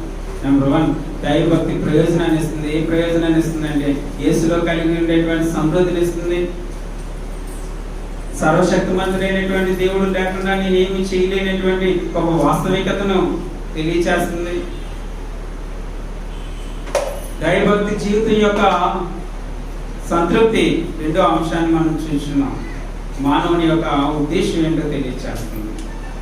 సంతృప్తి వెతుకుతున్నా, నేను ఎందుకు ఈ భూలోకంలో జీవిస్తున్నాను అనే ప్రశ్న ఇప్పుడు వరకు వేసుకున్నప్పుడు నేను కేవలం దేని కొరకు జీవిస్తున్నా అంటే ఈ భూలోకంలో ఒక ప్రశ్న అడిగి ఉన్నాడు. మానవుడు తినడానికి బతుకుతున్నాడా, బ్రతకడానికి తింటున్నాడా? ఆలోచించండి. తినడానికే బతుకుతున్నాడా, బతకడానికి తింటున్నాడా? మన యొక్క ఆలోచన ఎలా ఉందంటే తినడానికే బతుకుతున్నట్టుంది. తినడానికి ఆ తినడం ద్వారానే సంతృప్తి, కట్టుకోవడం ద్వారానే సంతృప్తి, జీవించడం ద్వారా హాయిగా సుఖంగా సంతోషంగా జీవించడానికి మనం ప్రయత్నం చేస్తాం. ప్రయత్నం చేయాలి, కాదంటలేదు. కానీ ఈ ప్రయత్నంలోనే మనం ఏమైపోతున్నాం అంటే దాన్ని వెతుకుతూ వెతుకుతూ వెతుకుతూ వెతుకుతూ చివరికి నిరాశ అయిపోతున్నాం. ఎందుకంటే దైవభక్తి చేయట్లేదు. కాబట్టి సొలొమోను తెలియచేస్తున్నాడు, దైవభక్తి చేయి. అపోస్తలుడైనటువంటి పౌలు తెలియచేస్తున్నాడు, దైవభక్తి చేయి, చింతించి పడుకో, నీ హృదయంలోకి నీ తలంపులకు కావలి ఉంటుంది.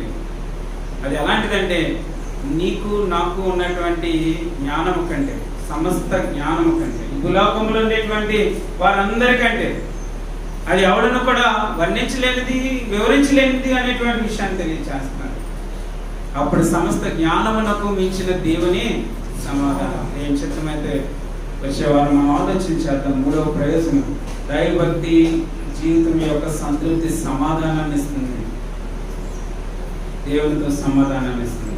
దాన్ని మనం ఆలోచించేద్దాం, మర్చిపోతాం.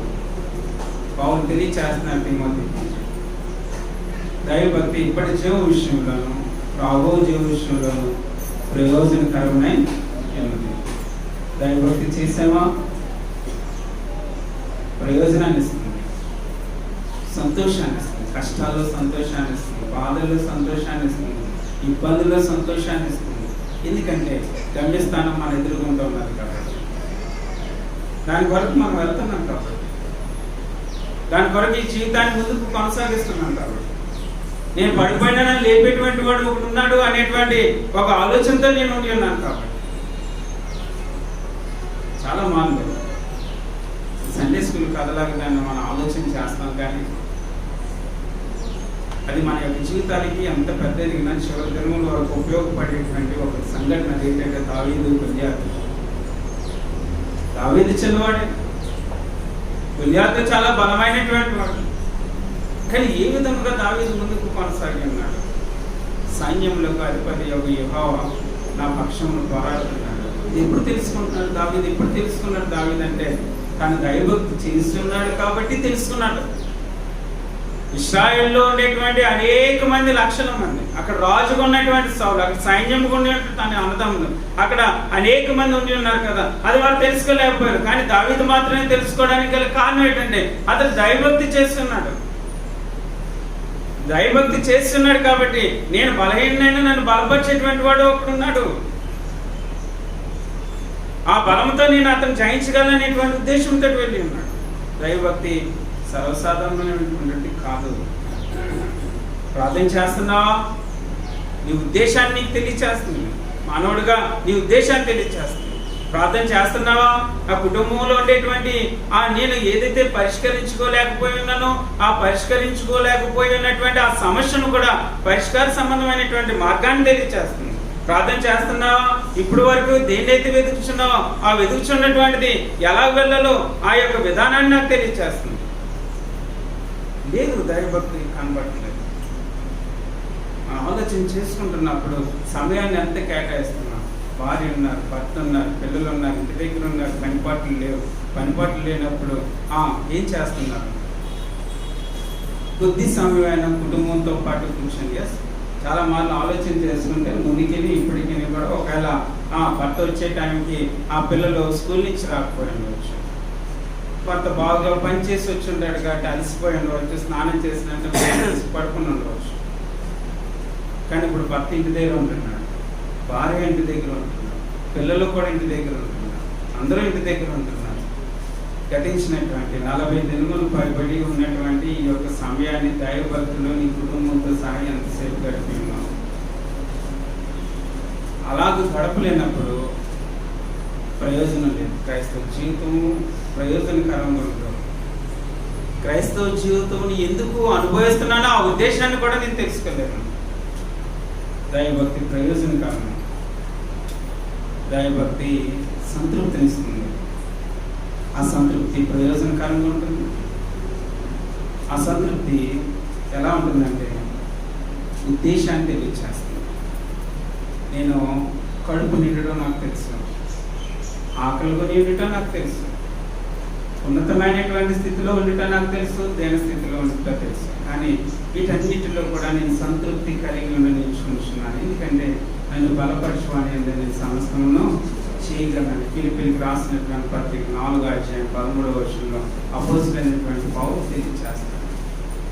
నన్ను ఎవరైతే బలపరుస్తున్నారో ఆ బలపరచువాని అంటే నేను సమస్తమును చేయగలను. అతను ఏ విధంగా సంతృప్తిని కొనుక్కుంటున్నాడు, ఏ విధమైనటువంటి సంతృప్తిని ఒక వ్యక్తి పొందుకోగలరు అనేటువంటి విషయాన్ని మనం ఆలోచన చేస్తున్నప్పుడు ఇది ఇక్కడ మనకు తెలియచేస్తాం. దైవభక్తి చేస్తున్నప్పుడు మాత్రమే, దైవభక్తి చేయకపోతే భౌతికంగా మనం సంతృప్తి పొందగలం, ఆత్మీయమైనటువంటి సమృద్ధిని కూడా మనము అనుభవించాలి. ఆ విషయంలో దేవుని చిత్తమైతే ఇంకా మనం 3 అంశాలను మనం ఆలోచించాలి.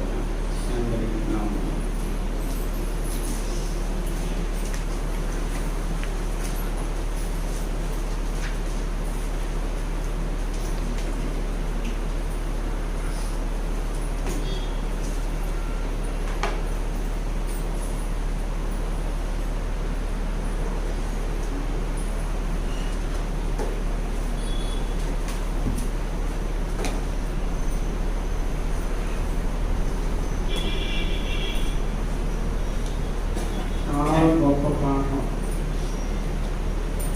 దైవభక్తి తప్పనిసరిగా కలిగి ఉండాలి అనే పాఠం జీవితంలో మర్చిపోకూడనటువంటి పాఠం. ఒక చిన్న మాట ఈ 7వ వచనంలో 4వ అధ్యాయం తిమోతికి రాసిన ఇది పౌరభక్తులు చాలా స్పష్టంగా ప్రసంగం మంచి అంశం. ఎక్కడ విషయాలు చెప్పారు దాంట్లో మన ప్రసంగం అయింది. కానీ ఇది ఎలా వస్తుంది అంటే నీకు నీవే సాధకం చేసుకోవాలి, నాకు నేనే సాధకం చేసుకోవాలి. వారు చెప్తే వచ్చేది కాదండి, చెప్పాలి. స్వతహాగా మనకు కలగాలి అనే మాట మనం జ్ఞాపకం చేసుకోవాలి. ఇది ఎలాగొస్తుందండి? దేవభక్తి ఎలాగొస్తుంది? ఎవరికి వారే చేస్తే వస్తారు. చెయ్యి అంటే రాదు, చేయమంటే వచ్చిందా? ఇది కాదు. నీకు నీవే సాధకం చేసుకుంటే వచ్చింది. అంటే నడడం అనేది నేను అనుకుంటే నడుస్తాను, లేకపోతే ఏం చేస్తాను? కూర్చుంటాను. నడమని డాక్టర్ గారు చెప్తారా చెప్పరా? బరువు పెడితే ఏం చెప్తారంటే నడమంటారు. అందరికీ చెప్తారు. ప్రాముఖ్యంగా పెద్ద వయసులో ఉన్న వాళ్ళకి ఏం చెప్తారు? నువ్వు పరిగెట్టవుతాయా, లేదా బరువులు అయ్యొద్దు, లిఫ్ట్ వెయిట్ లిఫ్టింగ్ అయ్యవద్దు, నడుపు అంటసేపు, ఒక అరగంట నడువు అంట.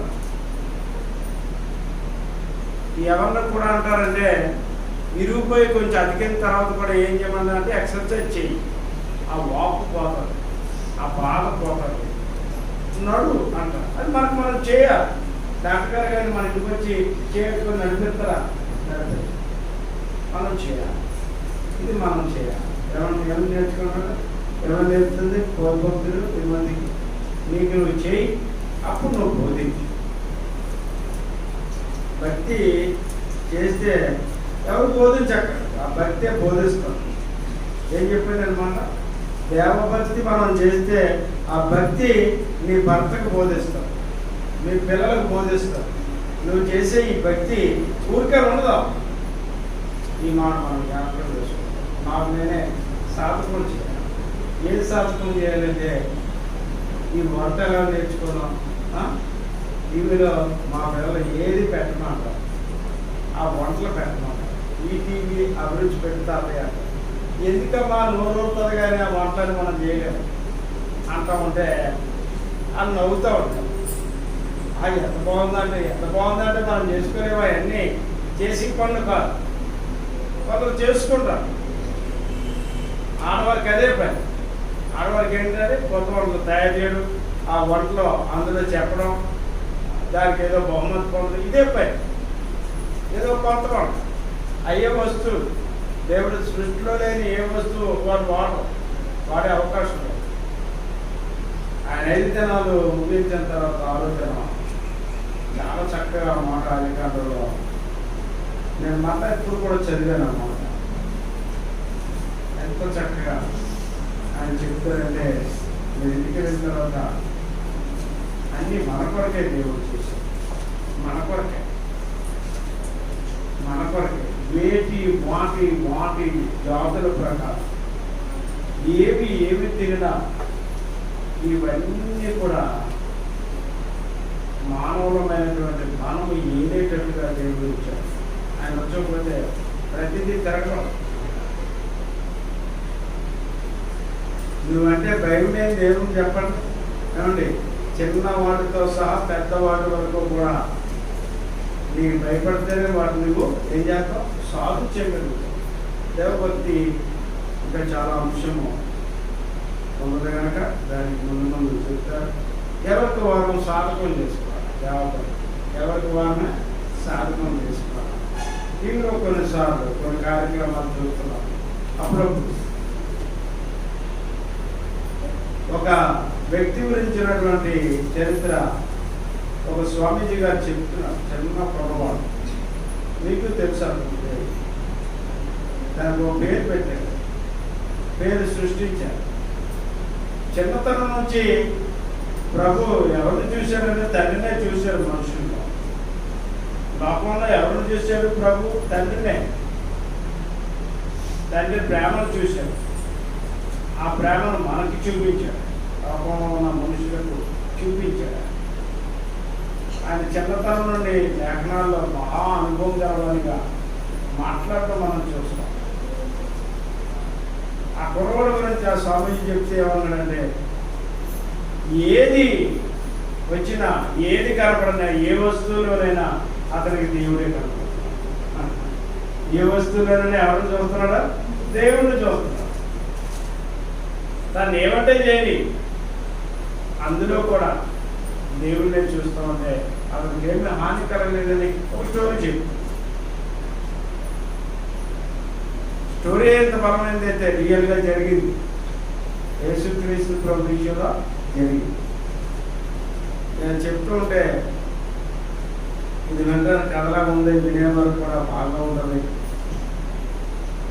అతను ఒక దేవుడుగా ఎవరైతే అలా ఉన్నారో అంత భక్తి దేవుడి మీద ఉందో ఆ చిన్న పిల్లవాడిని ఒక దేవుడిగా చేసిన మానవుడు. కానీ దైవ కుమారుడు, దేవుని కుమారుడు, ఆయన ఒక్క పాపం కూడా లేదు. మరి ఆయన ఎంత భక్తిపరుడో మనం ఊహించుకుంటే ఇది ఆయన సాధకం, మానవుడానికి సాధకం. కాబట్టి చక్కని వాక్యము 7వ వచనం వెళ్ళి దేవభక్తి విషయంలో నీకు నీవే సాధకము చేసుకో. నీకు నీవే ఎవరికి వారు సాధకం చేసుకుంటే వచ్చేది ఏంటంటే దేవభక్తి.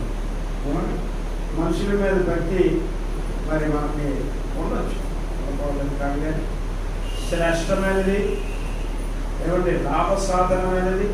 ఇప్పుడు రాబోయే జీవం విషయంలో కూడా మేలుకరమైనది దేవభక్తి అనేది చక్కని వాక్యాన్ని అందించినటువంటి అనుభవాన్ని అభినందిస్తూ అంతర్పక్షంగా తెలియజేస్తున్నాను.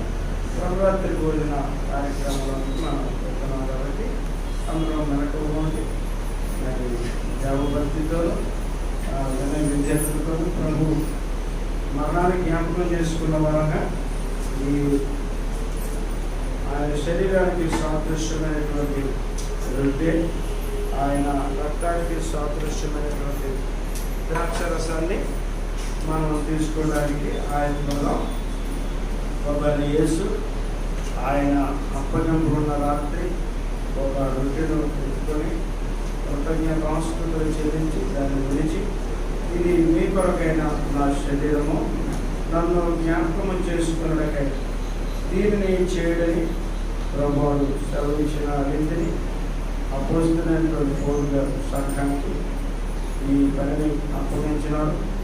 ప్రతి ఆదివారంలో వారంలో 3 దినాన్ని ప్రభు దినాన్ని మీరు మనం తప్పనిసరిగా ఆజ్ఞను పాటించే వారంగా ఉండాలి అని పరిశుద్ధాత్మ వల్ల ఆజ్ఞాపించబడి ఉన్నాం కనుక మరి దీనిని తీసుకున్నాం. దీనిని తీసుకోవడానికి ముందు దేవునికి ప్రభువును జ్ఞాపకం చేసుకునేటువంటి గొప్ప సంగతి ప్రభు ద్వారా ఆజ్ఞాపించబడడం మరి ఎంతో చక్కనైనటువంటి ప్రభువును జ్ఞాపకం చేసుకునేటువంటి గొప్ప అవకాశంగా క్రైస్తువులైన మనకు ఆయన ఇచ్చినారు. కాబట్టి ప్రభు ద్వారా దేవునికి ఇందుని బట్టి కృతజ్ఞతాస్తుతులు చెల్లించాలని మన మధ్యలో ఉన్న స్థానిక సంఘ లేఖలుగా శివ్ ప్రకాష్ గారు ప్రార్థన చేయాలని నేను వాళ్ళని ఆహ్వానిస్తున్నాను.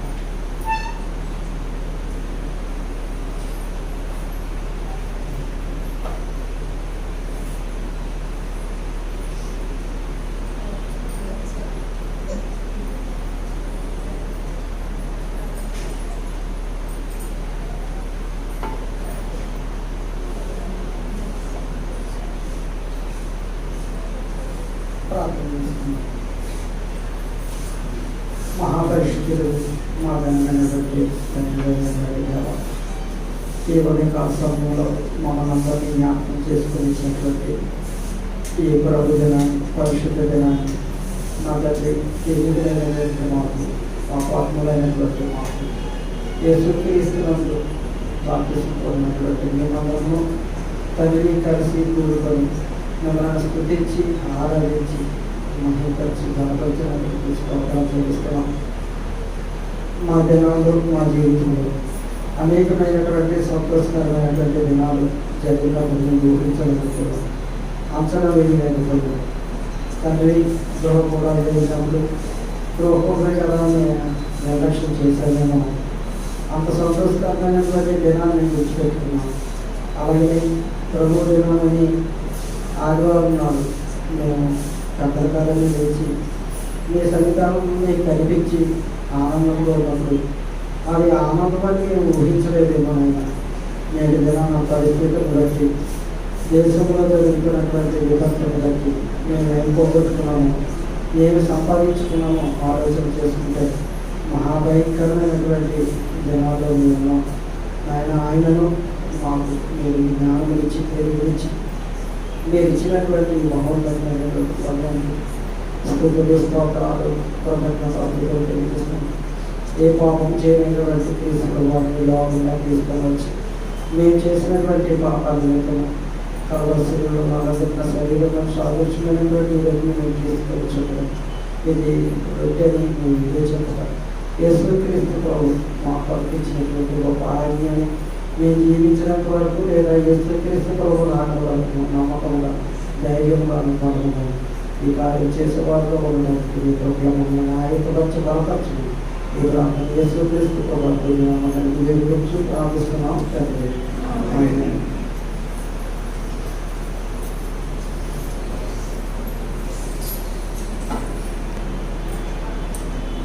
ఆపకారమైన భోజనమైన పిమ్మట ఆయన ఒక పాత్రను ఎత్తుకొని, ఈ పాత్ర నా రక్తంలో ఆయన ప్రవర్తన, దీనిలోని దీని త్రాగునప్పుడల్లా నన్ను జ్ఞాపకం చేసుకున్నకై దీనిని చేయడని ప్రభు అయినటువంటి యేసుక్రీస్తు వారు సెలవిచ్చిన రీతిగా దీన్ని మనం తీసుకున్నాం. ఆయన రక్తానికి సాదృశ్యమైనటువంటి ద్రాక్షరసములకు మన మధ్యలో ఉన్నటువంటి ఎస్వి రమణ గారు ప్రార్థన చేయాలని కోరుతున్నాను.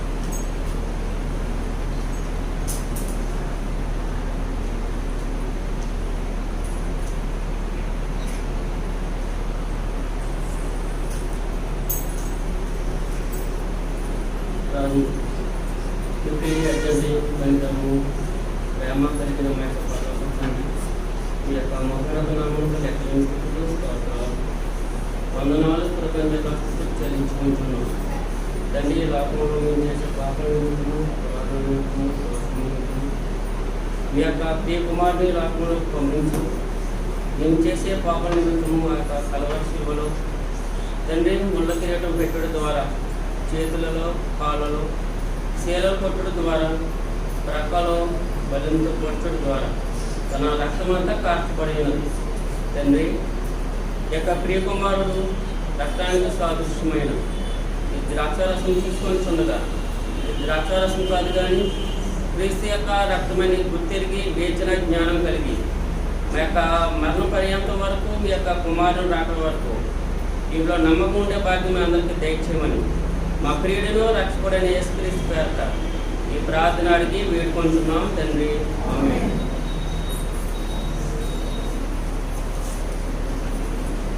తండ్రి అయినటువంటి దేవునికి మనము వర్తిన కొలది కానుకలు ఇచ్చినము. కానుకలు తీసుకొనబడుతుండగా 145వ పాట కానుకల పాత్ర కారణం అనే పాట మనం కోరుకుంటూ మన తండ్రి అయిన దేవునికి మనం వర్తిన కొలది కానుకలు ఇద్దాం. కానుకల పాత్ర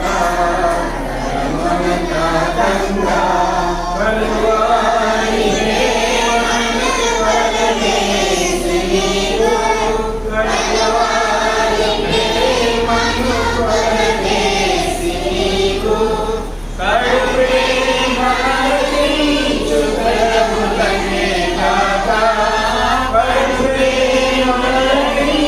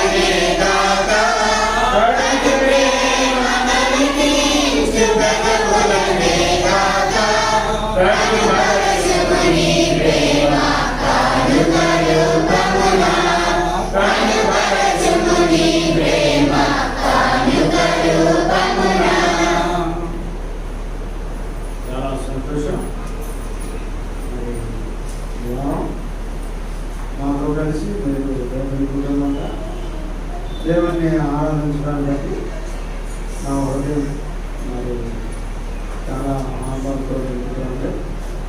అలా తిరిగి అందరము దేవుడు మనకి ఇచ్చినటువంటి ప్రార్థన ఆలయంలో మన సహోదరులందరితో కలిసి ఈ లాక్డౌన్ తీసివేయబడి అలా తిరిగి అందరూ వారి వారి దేవుణ్ణి ఆరాధించుకోవచ్చు అనేటువంటి మరి ఆజ్ఞ ప్రభుత్వం వారు ఇచ్చేటంత వరకు ఇలాగే కుటుంబంగా మనం కోరుకుంటాం. దేవుని చిత్తము, దేవునికి ఇష్టము, దేవునికి మహిమ. మరి రష్యా గ్రంథాలను చూపించారు జాన్ బాబు గారు. సృజించిన వాడు సృష్టికర్త, ఆయనను కనపరచాలని, ఆయనను సేవించాలని సృజించాడు. అంతరించాయని కోరుతుంది. ఎంత ఇచ్చిన దేవుణ్ణి మనం ఆరాధించుట మరి సత్యమే అని నేను నమ్ముతున్నాను. ఎలాంటి సత్యం అంటే చాలా రుజువు బైబిల్ గ్రంథంలో ఉన్నాయి. ఆయన ప్రేమించినంతగా ఎవరు ప్రేమించారు. ఆయన మనకి ఇచ్చేది శాశ్వతమైనటువంటి విషయం. ఆయన మనకి ఇచ్చిన ఆహారం శాశ్వతమైనటువంటి జీవాన్ని పొందుకైన ఆహారం. అదే వాక్య ఆహారం, జీవాహారం. మీ పితరు మన్నా తిని చనిపోయారు, కానీ ఇప్పుడు నేను చెప్పే మాటలు అనుసరించినట్లయితే, దాని ప్రకారం జీవించినట్లయితే మీరు చావనే చావు అనే మాట గొప్ప మాట వారు చదివించారు. మరి చాలా సంతోషం మీ అందరితో కలిసి ఉండడం, చూడటం. చాలా మంది మీద మీరేమనుకుంటున్నారో అనుకోరు, కానీ నాకు బెంగ వచ్చింది. బెంగ వచ్చి వెళ్దాం అనుకున్నాం, ప్రతి ఇంటికి దగ్గరికి వెళ్దాం. ఏమో నన్ను అనుమానిస్తారేమో అనే భయం కూడా ఉందంటే కరోనా వ్యాధి అనేది అంత. ఇప్పుడు నేనే వెళ్ళాననుకోండి, అప్పుడే ఏమన్నా లక్షలు వచ్చాయనుకోండి, నా ద్వారా వచ్చిందని మీరు అనుకోవచ్చు, మీ ద్వారా వచ్చిందని నేను అనుకోవచ్చు. అక్కడ నుంచి మరి మనం ఇబ్బంది పడవచ్చు అనే ఉద్దేశంతో మరి ఈ లాక్డౌన్ సందర్భంగా లాక్డౌన్లో ఉన్న మెంబర్లు కూడా నేను డిస్టర్బ్ చేయకూడదనేటువంటి ఒక ఉద్దేశం కూడా నా ముందుగా నిజంగా అందరినీ చూడాలి అనేటువంటి ఒక ఆశయం మాత్రం నాకుంటే ప్రతి ఆందోళన కలుసుకునేవారం. వందనాలు చెప్పకపోయినా నేను స్టేజ్ మీద ఉండి మీ అందరినీ చూడటం ఎంతో సంతోషంగా ఉండేది.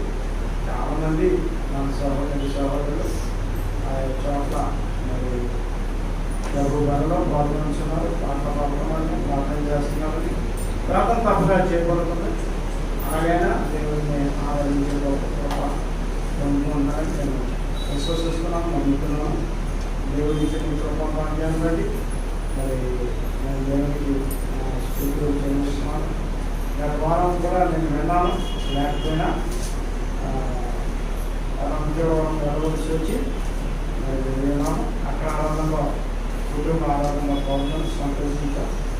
మరి ఈ దినమందు మీ అందరి కుటుంబాలతో ఉండడం చాలా సంతోషకరం. దేవుడు మేము ఇంకా బాగా దీవించి రానున్న కాలంలో మనందరం దైవభక్తి సాధకం చేద్దాం.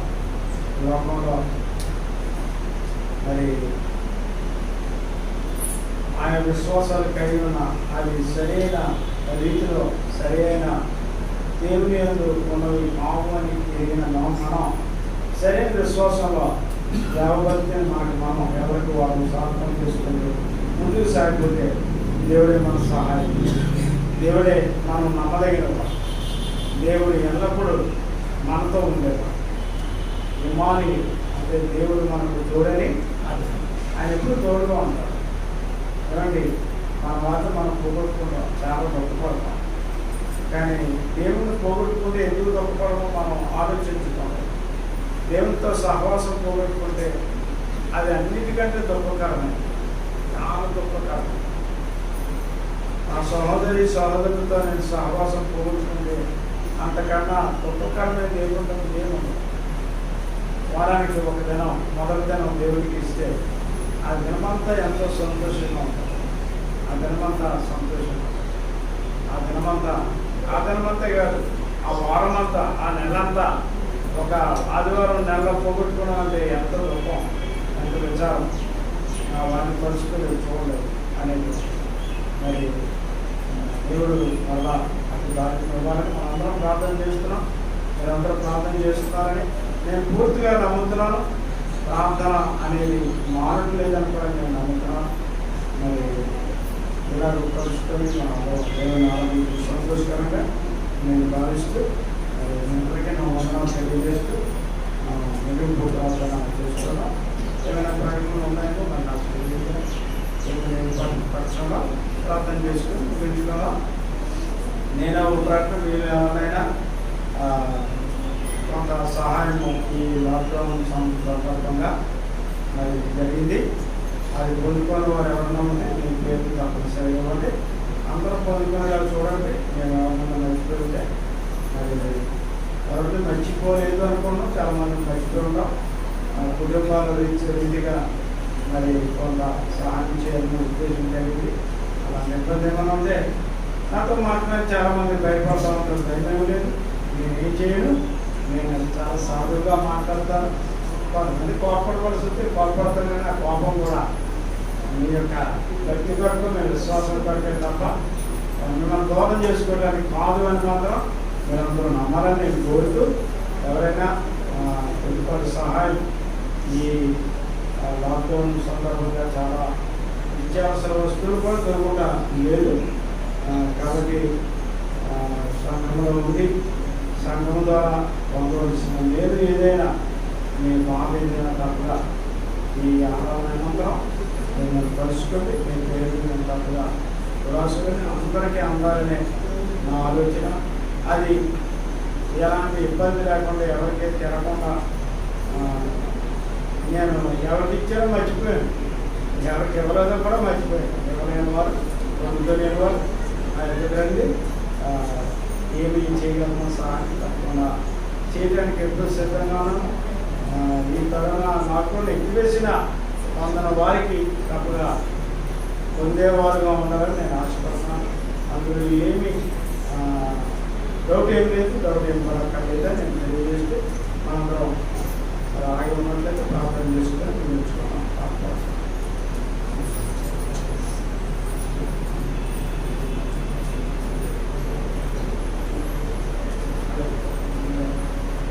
ఈ సమయం మీకు బాగానే ఉంది కదా వచ్చిన వాళ్ళు, లేదంటే కొంచెం ముందుకు వెళ్దామా, వెనక్కి ముందుకు వెళ్దాం అనుకున్నాం. 5 నుంచి పెట్టుకుంటే ఇంకా గంట కట్టుకుంటే నేను వెళ్ళిపోవచ్చు అనుకుంటున్నాం. మనకి ఇష్టపడ చేయగలుగుతాం. కాసం 5 గంటలకి వచ్చి 6 గంటల నుంచి 5 గంటలకి మనం కోరుకుంటున్నాం. 6 గంటలకు 7 గంటలకన్నా ముగించేసుకున్నాం. కాబట్టి అలా చేద్దాం. మీ అందరికీ మరొకసారి నా వందనాలు. మాతో సహకరించుకున్నందుకు నన్ను కలవండి, ఆదాయనంతా కలవండి, దేవుని చూసుకొని మీకు తప్పనిసరిగా వచ్చేటట్టుగా చూద్దాం. టైం ఏం లేదు దీనికి. ఈ టైంలో ఇవ్వాలి అనేది ఏమి, ఏ టైం అయినా మీరు ఈ వారంలో మీరు వచ్చి నన్ను అడిగి అలాంటి వాళ్ళని పంపడం ద్వారా కూడా ఆ సహాయం పొందినట్లుగా మన సహోదరులు ఎవరైనా మిగిలిపోతే పొరపాట్లు మేము మర్చిపోతే ఒక లైన్లో వెళ్ళాము. అందులో కూడా ఎప్పుడు ప్రతి వారం వచ్చేవారు మా దృష్టిలో ఉన్న వారికి రాశాము. వారికి చక్కగా క్రమంగా జరిగింది. మిగిలిన వారు ఎవరైనా మర్చిపోతే వారు నేను ఎవరైనా గుర్తుంటే నేను వారు వెనక వారు మీరు జరిగిన వారు వారిని పంపించండి. తప్పనిసరిగా చూడడానికి ఈ వారంలో నేను తప్పన ప్రయత్నం చేస్తాను. నేనేమి మళ్ళా చీటి పంపక్కర్లేదు, ఎవరిని పంపక్కర్లేదు. నేను మళ్ళా మీ అందరినీ చూసి నేను చెప్పక్కర్లేదు. ఈ వేళ ఈ ప్రార్థన అయిన తర్వాత మనం కలుసుకొని తప్పకుండా మీరు ఎవరినైతే మర్చిపోయిన నా పేరు రాసుకుంటారు ఒకవేళ పేరు చేయగలిగితే తప్పకుండా చేద్దాం. గుర్తు పెట్టుకొని వచ్చే వారం 5 గంటలకే మనం కొనుక్కొని దేవుని ఆలోచించడానికి ప్రార్థన చేసుకుంటాం. పరలోకమందున్న మా గొప్ప దేవ, గొప్ప దేవుడు మీరు తప్ప మరెవరున్నారు. భూమి ఆకాశములను సృజించినటువంటి మా దేవుడు మానవుని చేసిన తదుపరి జీవాత్మైన తదుపరి శరీరం జీవం రెండు, శరీరాత్మలు కలిగినటువంటి జీవాత్మైనటువంటి మానవుడు శరీరానికి కావలసిన వాటన్నిటినీ నరుని చేయకముందే మా తండ్రి సృజించినటువంటి గొప్ప జ్ఞాన సంపన్నుడు, భవిష్యత్తు జ్ఞానం కలిగినటువంటి దేవుడుగా నరుడు పాపం చేసినప్పుడు సహా ఏమి చేయాలో అది మీరు భవిష్యత్తు జ్ఞానం చేత జగత్ పునాది వేయబడకముందే అందరూ రక్షణ పొందాలి, శిక్షకు ఎవరు పాత్రలు కాకూడదు, అందరూ అంతటా కూడా లోకమందు ఉన్న వారందరూ కూడా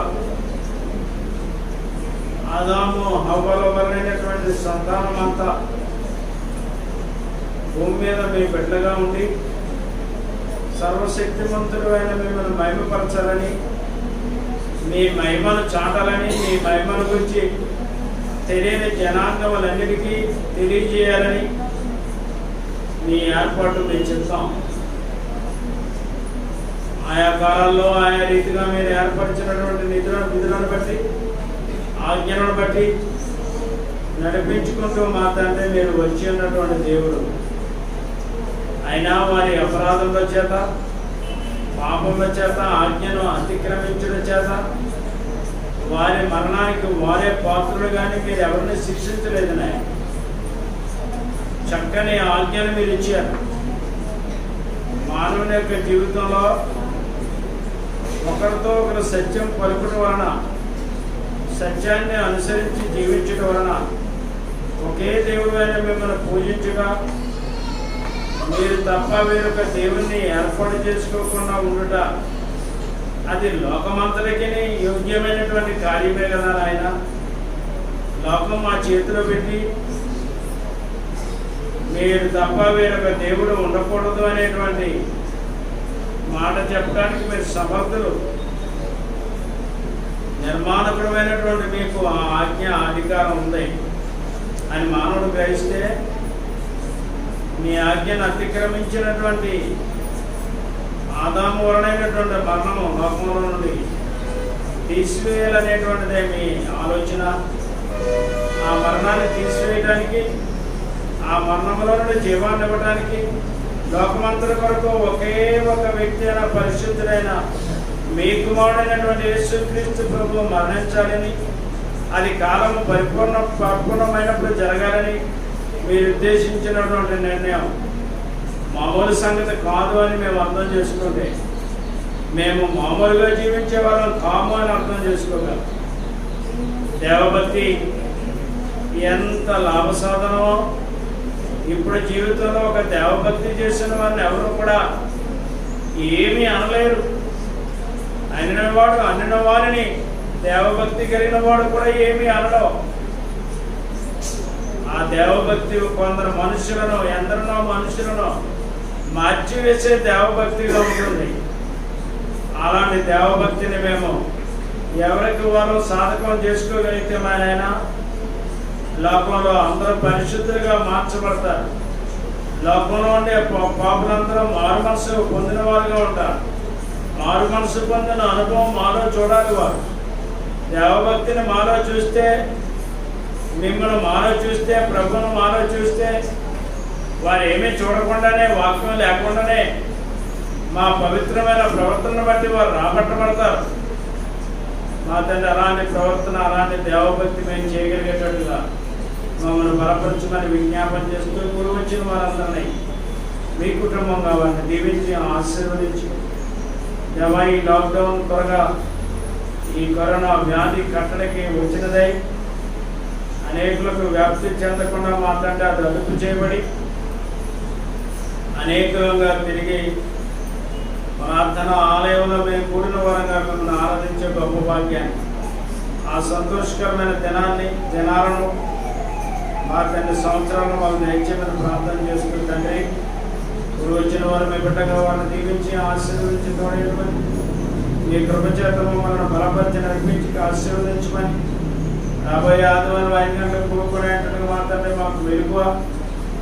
మా తండ్రి శనివారం సాయంకాలం త్వరగా సిద్ధపాటు చేసుకొని త్వరగా నిద్రించి త్వరగా లేచి మీ సన్నిధిలో మిమ్మల్ని ఆరాధించడం అనే ఆనందం, ఆశీర్వాదం, అనుభవం మేము పొందుకోవడానికి మమ్మల్ని బలపరచుకొని కూడి వచ్చిన ప్రతి ఒక్కొక్కరిని పేరు పేరు వరుసను మీరు దీవించి ఆశీర్వదించుకొని సంఘం ద్వారా మీరు మహిమ పొందడం కొరకైనటువంటి, అలాగే సంఘము క్షేమకరమైనటువంటి స్థితిలో ఉండటం కొరకైనటువంటి ప్రతి సేవా కార్యక్రమంలో ప్రతి ఒక్కరూ సహకరించి మా తండ్రి ఒకరు ప్రేమించుకునే వారంగా ఉన్నారు కనుక సహాయం ఏదైనా సంఘపరంగా జరిగినప్పుడు ఎప్పుడైనా సరే వారు ప్రేమతో వచ్చి అడిగి సంఘం ద్వారా సహాయాన్ని పొందుకునే వారుగా ఉంటాను. ప్రతి ఒక్కరిని బలపరచుకొని రాలేని వారు మా తండ్రి వారు కూడా అయ్యా మేము పలానా కారణం చేత రాలేకపోతున్నాం కాబట్టి మేము రాలేకపోయినామని వారి తప్పిదాన్ని తెలుసుకొని వచ్చినట్లుగా సహాయపడేటటువంటి వారి మనస్సును అనుగ్రహించమని ప్రార్థన చేస్తూ ఇలాగ మిమ్మల్ని ఆరాధించుకోవడానికి ఇచ్చిన స్థలాన్ని బట్టి, అవకాశాన్ని బట్టి, అనుకూలతను బట్టి, కూడి వచ్చిన అందరిని బట్టి మీకు మా కృతజ్ఞతాస్తుతులు చెల్లిస్తూ ఇచ్చిన కానుకలను దీవించి ఇంకా సంఘ క్షేమకరంగా మేము పంచిపెట్టడానికి సంఘం వరకే ఈ యొక్క మీ ధనము ఉన్నదని తెలుసుకునేటట్లు ఏమాత్రమో దాన్ని మా తల్లి దుర్వినియోగపరచకుండా సద్వినియోగపరిచి అనేక మంది సంఘానికి చెందిన వారిని ఆదరించుటకు, నడిపించుటకు, పోషించుటకు, ముఖ్యంగా విధవరాల కొరకు సహాయం చేయుటకు, సంఘ క్షేమాభివృద్ధి కొరకు వినియోగించడం ద్వారా సువార్త అందని ప్రాంతాలకు సువార్తను అందించే ప్రణాళిక స్థానిక విశ్వాసంగా క్రైస్తవులుగా మేము అందరం కైగొని భవిష్యత్ దినాల్లో తుని క్రీస్తు సంఘం ద్వారా ఈ గొప్ప కార్యాన్ని సువార్త పని ఈ యొక్క సేవా కార్యక్రమాలు జరుగుతున్నాయని ప్రజల్లో మార్పు తీసుకుని వచ్చి ప్రజల్లో ఒక మీకు మహిమ తెచ్చేటువంటి సంఘముగా సంఘం ఉండాలని మీ కోరిక తీర్చబడేటట్లుగా సంఘంలో ఉన్న ప్రతి ఒక్కొక్కరు సహోదరులందరూ సహకరించేటువంటి గుణం గలవారుగా ఒకరి మీద ఒకరు పాపించుకోకుండా, ఒకరి మీద ఒకరు సనుకోకుండా, ఒకరి మీద ఒకరు అడగకుండా మేమందరం ఒకటే శరీరంలో అవయవాలనేది ఈ శరీరం అనబడే సంఘము ఎదగాలి అంటే, నడిపించబడాలంటే, భవిష్యత్ దినాల్లో ఈ యొక్క తుని పట్టణంలో ఒక వెలుగుగా ఉండాలి అంటే దానికి కారణం మేమని అడిగిన వాళ్ళని మా తండ్రి అన్ని సర్దుబాటు చేసుకుంటూ మీ కృపలో దేవభక్తి విషయంలో మాకు మేము సంతకం చేసుకుంటూ మీలో ముందుకు సాగే కృప అనుగ్రహించి దీవించగలరు ప్రార్థిస్తూ యేసుక్రీస్తు ప్రభు వారి పరిశుద్ధ నామాన్ని ఈ ప్రార్థన అడిగి వెళ్ళుకొచ్చున్నాం తండ్రి. ఆమేన్.